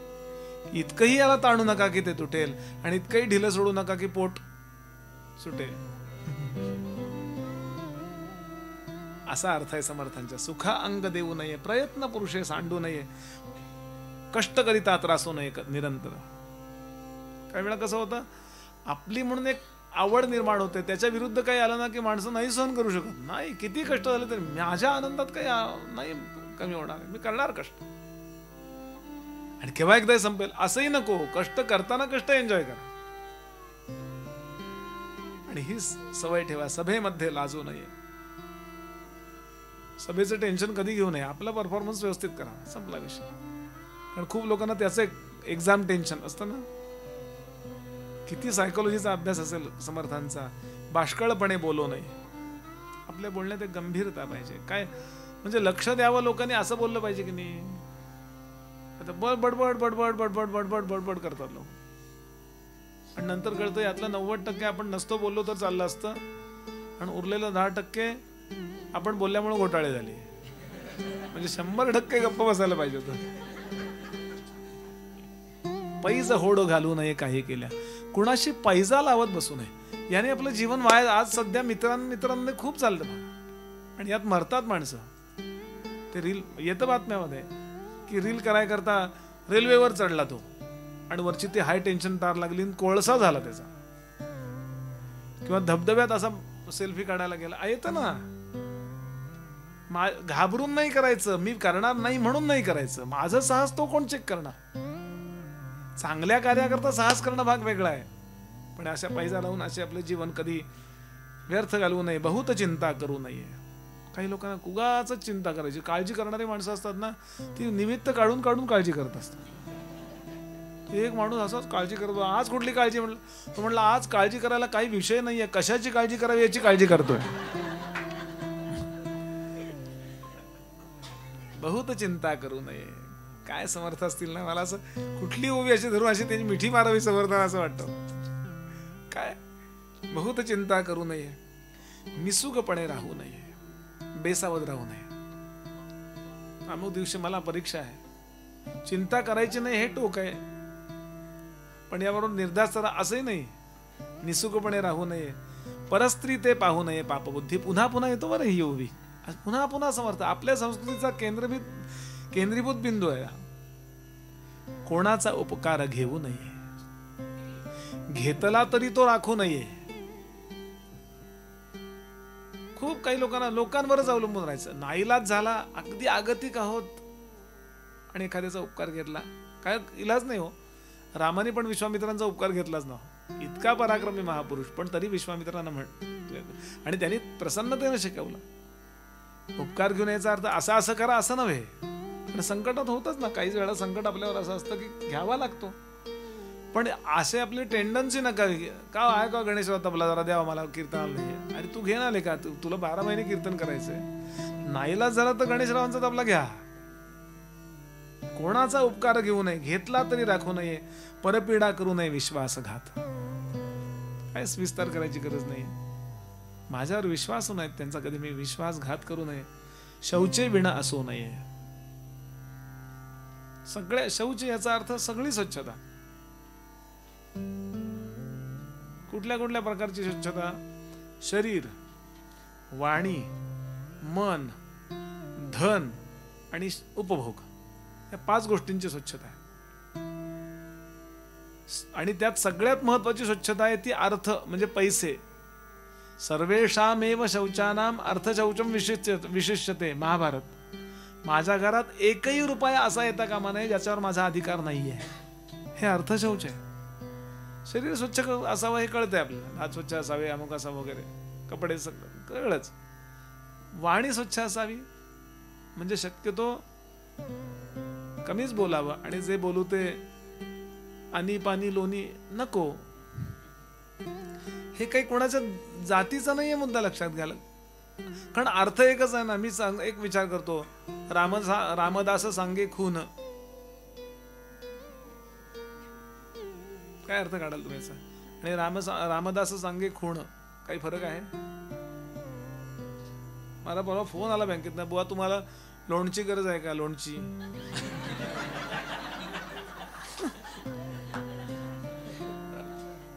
वाणीची स्वच्छता. आणि म्हणून पूर्वी याचा आग्रह केला जात असे, नाही स्वच्छ असलं पाहिजे, आपलं बोलणं व्यवस्थित असलं पाहिजे. मनाची स्वच्छता.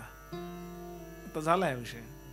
कुणाचा दुर्गुणांचं चिंतन हे किंवा वाईट व्हावं असं चिंतन ही मनाची अस्वच्छता आहे. धन आणि कामोपभोग, 5 स्वच्छता आहेत. शौचे विण असू नये, मळीण वस्त्र नेसू नये.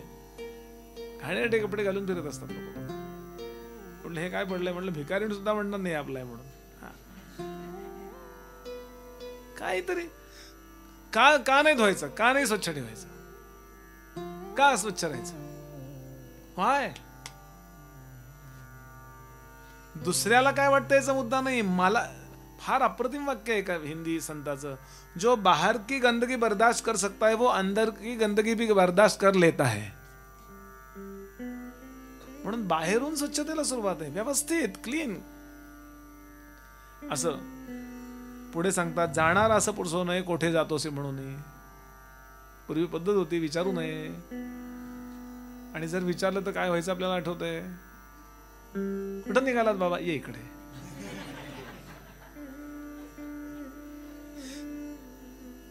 कारण तो काही सायकोलॉजी मध्ये निघालेला असतो, काही महत्वाचं काम असतं, केस असते, अजून काही असतं. त्याचं मन बिघडवायचं नाही. सूक्ष्म आहे ते मुद्दे सगळे. पण हे आपल्याकडे पूर्वी पर्सनॅलिटी करता सांगितले जायचे, नाही असं विचारायचं. असो. यानंतर पुढचा महत्वाचा मुद्दा, व्यापकपण सांडू नये. मोठा विचार करावा नेहमी. व्यापकपण. पराधीन होऊ नये, आपले ओझे घालू नये कोणी एकासी. श्रीराम.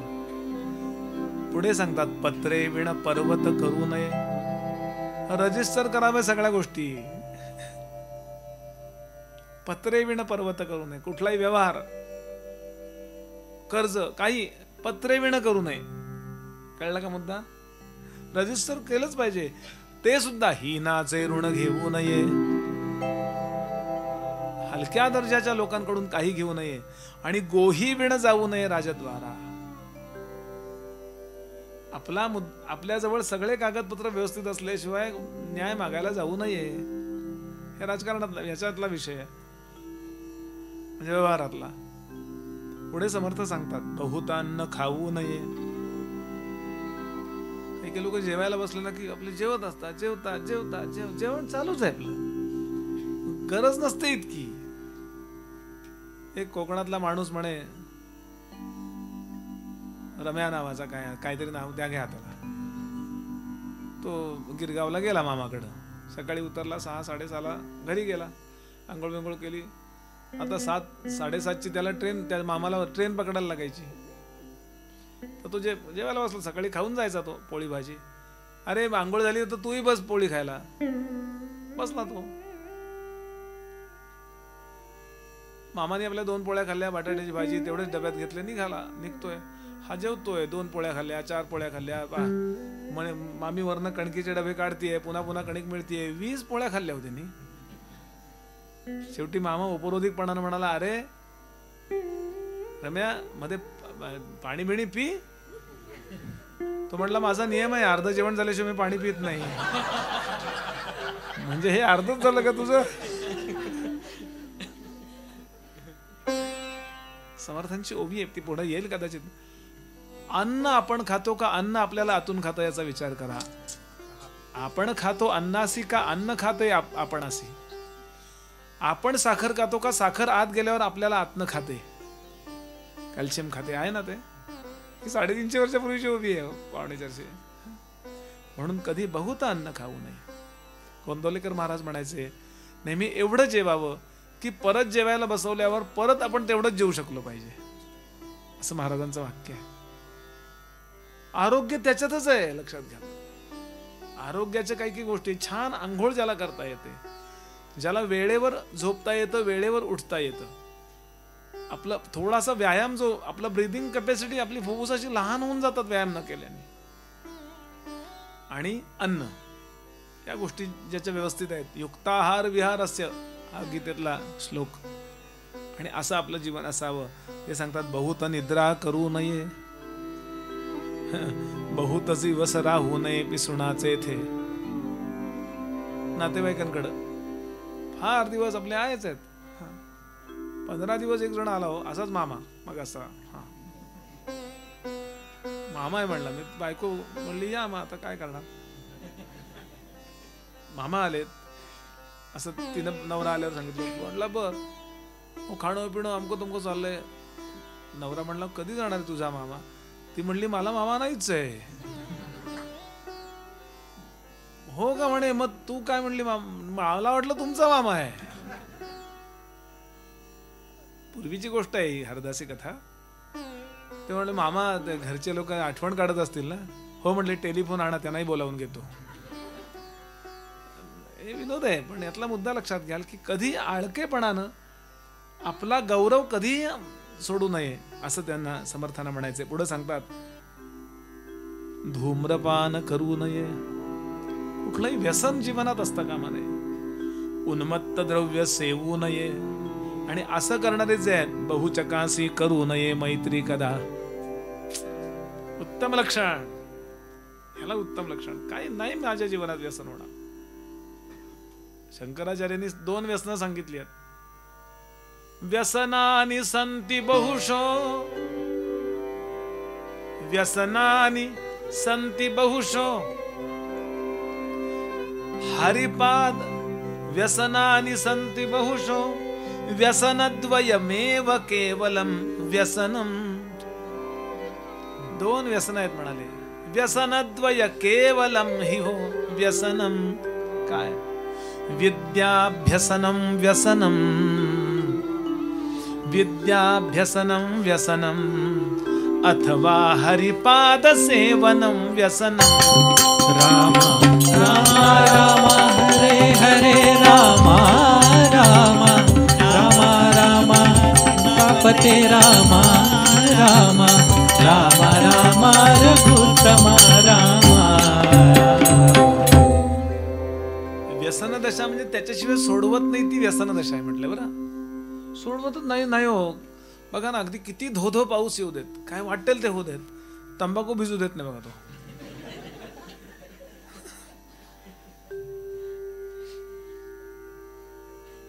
समर्थ सांगतात, व्यसन करायचं असेल तर काहीतरी विशेष मी जीवनात करीन असं व्यसन करा, जे उपयोगी आहे असं, किंवा भगवंताची भक्ती करा. आचार्यांचा गीती सांगितले, गीती नावाचं वृत्त, म्हणजे आपण ज्याला मराठीत आर्या म्हणतो असं. पुढे सांगतात, कामे बिण राहो नये, अखंड कामात पाहिजे. बसलेत निवांत, निवांत बसणारे आजार पण लवकर काय येतं माहिती का? निवांत बसलं की. कामे बिण राहो नये, नीच उत्तर साहो नये. चुकीचं नाही ऐकून घेणार, नाही मी असं नाहीये, तुम्ही नका असं बोलू मला. पुढे सांगतात, असू दे अन्न सेवू नये वडिलांचेही, वडिलांचं सुद्धा फुकट खाऊ नये. काय काय अजून उत्तम लक्षण असतं. ते माझे बापच, वडिलांचं सुद्धा फुकट खाऊ नये हो. म्हणून मला असं वाटतं की त्या लोकांपुढे जावं. काय आता सांगू मी तुम्हाला.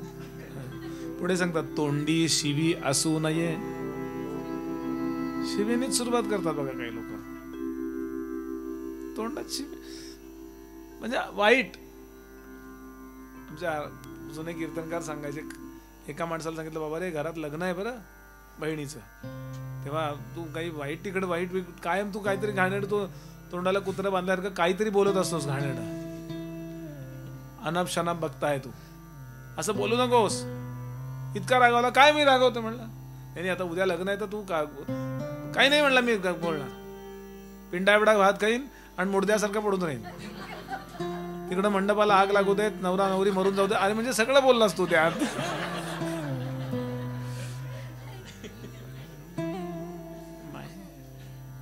तोंडी विनोद हा भाग वेगळा बरं का, पुन्हा लक्षात घ्यायला. ही वाणी अनुद्वेग गीता, अनुद्वेग करम वाक्यम सत्यम प्रियहितंच स्वाध्यायाभ्यसनंच इव वाङ्मयं तप उच्यते. वाणीचं तप काय आहे? कुणाला उद्वेग होणार नाही असं वाक्य. अनुद्वेग करम वाक्यम सत्यम पण प्रिय आणि हितंच यत स्वाध्यायाभ्यसनंच, ज्याच्यात स्वाध्याय आहे, ज्याच्यात अभ्यसन आहे, त्याला वाणीचं तप म्हणतात. असो, दुसऱ्यास देखो न हासो नये, उणे अंगी संचरू नये कुळवंताचे. वाईट वागायला सुद्धा माझ्या मर्यादा असावी, ह्याच्यापेक्षा नाही मी खाली काय, बस संपला विषय. ते सांगतात पुढे, कोणी एकाचा घात करू नये, लटकी गोही देऊ नये, अप्रमाण वर्तू नये कदा काळी, मूर्खाशी संबंध पडू नये. मधल्या ओव्या बऱ्याच स्किप केल्या. मूर्ख लोकांच्या नादाला लागू नये. त्याचं कारण असं आहे, सगळं सुधारेल हो, पण तो सुधारेल असं आहे का सांगा बरं? मूर्ख एखादा आठवून बघा. राजकारणाबद्दल म्हणत नाहीये मी. एक वामन पंडितांची वामनी, मूळ भर्तृहरीचा श्लोक आहे, त्याची वामनी म्हणजे वामनाने लिहिलेली आहे, मराठी. आपल्याला पाठ आहे, त्यातलं पहिलं चरण तर पाठ आहे आपल्याला. प्रयत्ने वाळूचे काय पुढं, कणर गडिता ते लही गळे. पुढं तृषार्थाची तृष्णा, तृषार्थाची तृष्णा मृग जळ बघूनी वितळे. सशाचे ही लाभे विपिनी फिरता शृंग ही जरी. परंतु मूर्खाचे हृदय धरवेना क्षणभरी. मूर्ख माणसं ती मूर्खच असतात. नाही आता शहाणे झाले ते, आता त्यांच्यात 50व्या वर्षी परिपक्वता आली. असं कसं शक्य आहे? म्हणजे साधी या वागण्यातली परिपक्वता यायला जो 50 वर्ष घालवेल, त्याला पंतप्रधान केलं तर काय अवस्था होईल?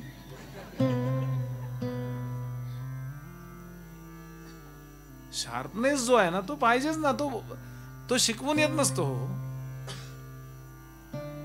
आणि म्हणून आणि आपण त्याच्या नादाला लागलो की आपलं वाटोळ होतोय हो. म्हणून आता सोडता येते, लक्षात घ्या. मला राजकारणाबद्दल बोलायचं नाहीये.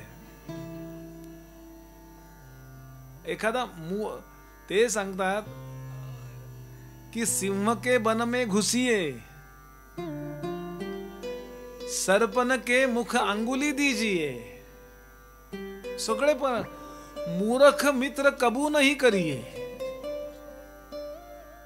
मूर्ख आणि मूर्खाची 5 चिन्ह आहेत. मूर्खस्य पंचचिन्हानी, गर्वी, दुर्वचनी तथा, हटी, अप्रियवादीच्या परोक्षण नैव मन्यते. ही 5 लक्षण आहेत मूर्खांची मुख्य. त्याचा विस्तार मगाशी समर्थांनी केलेला आहे. म्हणून मूर्खाशी संबंध पडू नये, अंधारी हात घालू नये. पुढे सांगतात, दुश्चितपणे विसरू नये वस्तू आपुली, स्नान संध्या सांडू नये. आपला जो दिनक्रम आहे, स्नान संध्या, याचा अर्थ सगळे काय संध्या करतात स्नान करतातच नाही. आपला जो ज्याने आपली प्रगती होणार आहे असा अभ्यास, असा विचार करा. स्नान संध्या करून सांडू नये, कुळाचार खंडू नये. वर्षातनं एक दिवस आपण आपल्या कुलदेवतेला गेलं पाहिजे. समर्थ सांगतायत, तिची काय साडी चोळी खण नारळ ओटी हे सगळं केलं पाहिजे. थोडा वेळ तिथे राहिलं पाहिजे, कारण आपल्या पूर्वजांनी तिला लिहून दिलेलं असतं की माझे पुढचे लोक येतील आणि तुझं व्यवस्थित करतील, तू त्यांचं चालवण आम्हाला असा तू शब्द दे. हे खूप सायंटिफिक लेवलचं सांगतोय. मला तर ते सगळं सांगायला वेळ नाहीये. परदेशातल्या लोकांना सुद्धा कुलदेवता आहेत. आपल्यासारखे मूर्ती बिर्ती नसतील, पण हज यात्रा म्हणजे कुलदेवताच आहे ती. आणि सगळ्या मशिदी, चर्च, मंदिरात एकच परमेश्वर बसलेला आहे. लक्षात घ्या. तुम्ही आकारात त्याला आळवा, नाही तर निराकारात आळवा. शांतादुर्गा ज्यांचं कुलदैवत आहे, असे माझे एक मित्र कतारला राहतात. नीट ऐका. म्हणजे मी तुम्हाला फोन लावून देऊ शकतो प्रवचन झाल्यावर, असं घडलं का. तर त्यांच्या घरात डाळ ढेकून भयंकर मोठा बंगला आहे, त्यांचा मोठं घर आहे कतारला. आणि जाईच ना, ते सगळे पेस्ट कंट्रोल सगळं केलं, जायच नाहीत. म्हणून कुलदेवतेला आले होते काही वर्षापूर्वी. आणि त्यांनी शांतादुर्गेला कौल लावला. तो तिनं सांगितलं, माझ्या तिथल्या स्थानी गेला नाही आहेस तू. तिथलं स्थान म्हणजे मशीद, मोठी मशीद आहे. मग हे तिथून गेल्यावर गेले, काय पद्धत असते ते केलं त्यांनी. अहो, ते तिथून मशिदीतनं घरी येईपर्यंत ढेकून नाहीसे झालेले होते. चमत्कारच आहे हा. कारण मधला कार्यकारण भाव कळण्यासारखा नाहीये ना. कॉज अँड इफेक्ट रिलेशनशिप, हे रिलेट जिथं करता येत नाही त्याला आपण चमत्कार म्हणतो, बाकी काही नाहीये. समर्थ रामदास स्वामी चाफळला प्रवचन करत होते. आणि प्रवचन करता करता एकदम त्यांनी पाहिलं, इथे एक पांढरा डाग कोड असतो ना, पांढरा कोड एवढाच, अगदी फुटाण्यासारखं, एवढा असा, मी टिकली लावताना आपण एवढा. एकदम म्हणले, आई साहेब आलो हा, एवढंच म्हणले. लोकांना काय वाटलं, प्रवचन पूर्ण केलं, कल्याणाला म्हणाले चल. चाफळच्या सुवर्णकाराकडे गेले, सोनाराकडे. त्यांच्याकडनं सोन्याचं एक चांगलं फूल बनवून घेतलं. घोड्याने प्रवास करायचे. चाफळहून तुळजापूरला गेले. तुळजापूरचं मंदिर बंद होतं पोचलं तेव्हा. कल्याणाला सांगितलं थांब इथेच. सूक्ष्म रूपानं आत गेले, फूल घेऊन आत गेले. चमत्कार आहे समर्थांच्या चरित्रातला. दिवसा गेले असं समजा तुम्ही, आत गेले मला सांगायचं. पण समर्थांच्या चरित्रात असं लिहिलंय, कारण एकटेच होत, जगदंबा एकटी आणि हे एकटे गेले आणि म्हणाले, आई जगदंबे, माझ्या आईने तुला नवस केला होता, ते फूल व्हायचं राहिलं होतं, ते मी घेऊन आलोय, मला निरोप पाठवलास का तू. आणि म्हणून तिच्या पायावर वाहिलं. जगदंबा प्रकट झाली आणि सांगितलं, ते पायावरचं काठ डोक्यावर व्हा, कारण तू वाहिलेलं फूल मला पायावर नको, ते मला मस्तकावर पाहिजे. आणि समर्थाने हात पाहिला तर ते हे गेलेलं होतं कोड. विश्वास ठेवा नाही तर ठेवू नका. माझं थोडीच काही कंपनी आहे, यात्रा कंपनी कुळदेवतेला न्यायची. पण हे केलं पाहिजे, लक्षात घ्या. तुम्ही कितीही शिका, हे करून बघा, मग बघा काय मिळते आपल्याला. कारण समर्थांनी खूप विचारपूर्वक लिहिलं असणार आहे ना. म्हणून कुळाचार खंडू नये, अनाचार मांडू नये चुकूरपणे. पुढे सांगतात,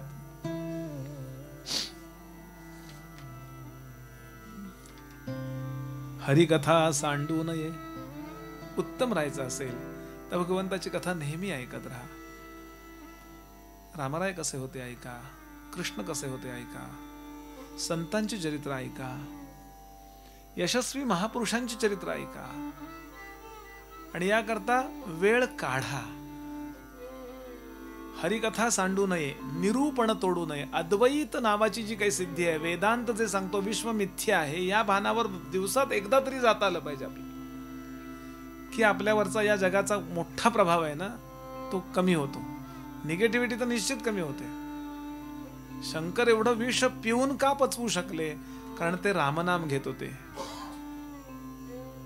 वाणीनं रामनाम आणि हृदयामध्ये रामनाम असेल तर विषारी अनुभवांचा आपल्यावरती नकारात्मक परिणाम होत नाही, हे सांगणारं चरित्र आहे शंकरांचं. म्हणून नेहमी ऐका.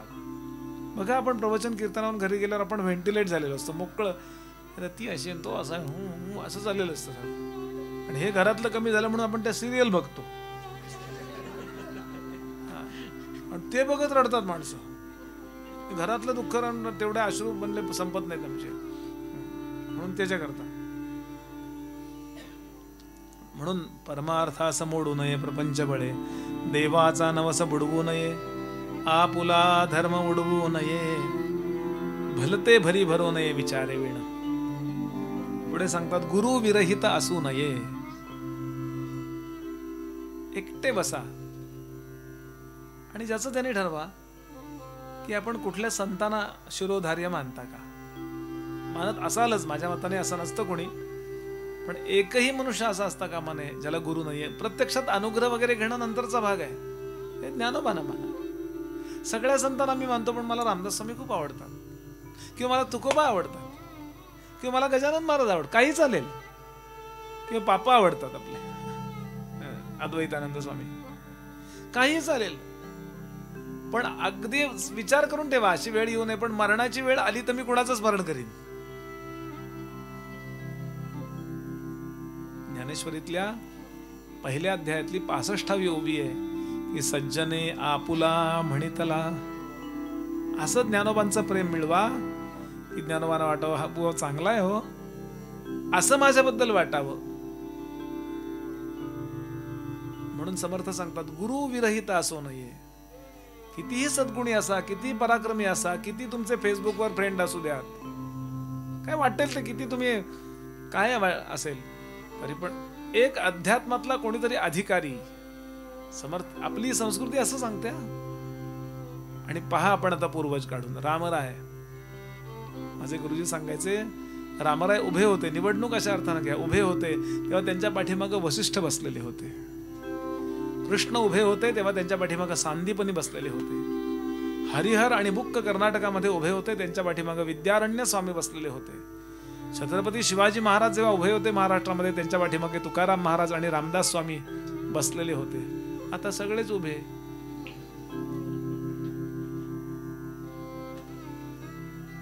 आपल्या पाठीशी एक ब्रह्मसाक्षात्कारी महापुरुषाचं तेज असावं. एक सामान्य मी प्रापंचिक आहे तरी माझ्या पाठीशी आहेत बघ. अशक्य ते शक्य करतील स्वामी आहे ना. पॉवर एकच आहे, ती एकच शक्ती. त्याला तुम्ही काय म्हणायचंय तुम्ही ठरवा. पण गुरु विरहित असो नये, नीच यातीचा गुरु करू नये. म्हणजे अजमेरला जाऊ नये.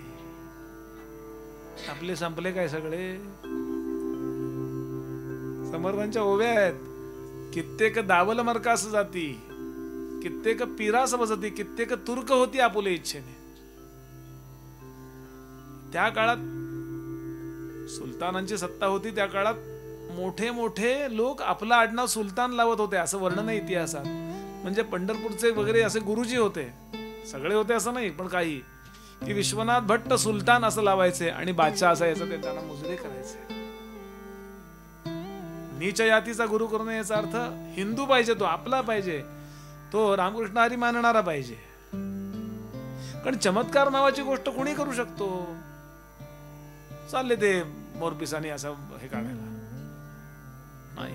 हा आदर जरूर द्या त्याला, कारण त्यांच्या बाबा याकोतांना जायचं ना अंजारला. पण समर्थांनी अनुग्रह समर्थांकडून घेतला. शिवाजी महाराजांनी अनुग्रह बाबा याकोतांकडून नाही घेतला. मी आता अंजरल्याला भागवताला गेलो होतो, ते बाबा याकोतांना जाऊन आलो मी. कारण शिवाजी महाराज येत होते म्हणजे प्रश्नच नाही हो.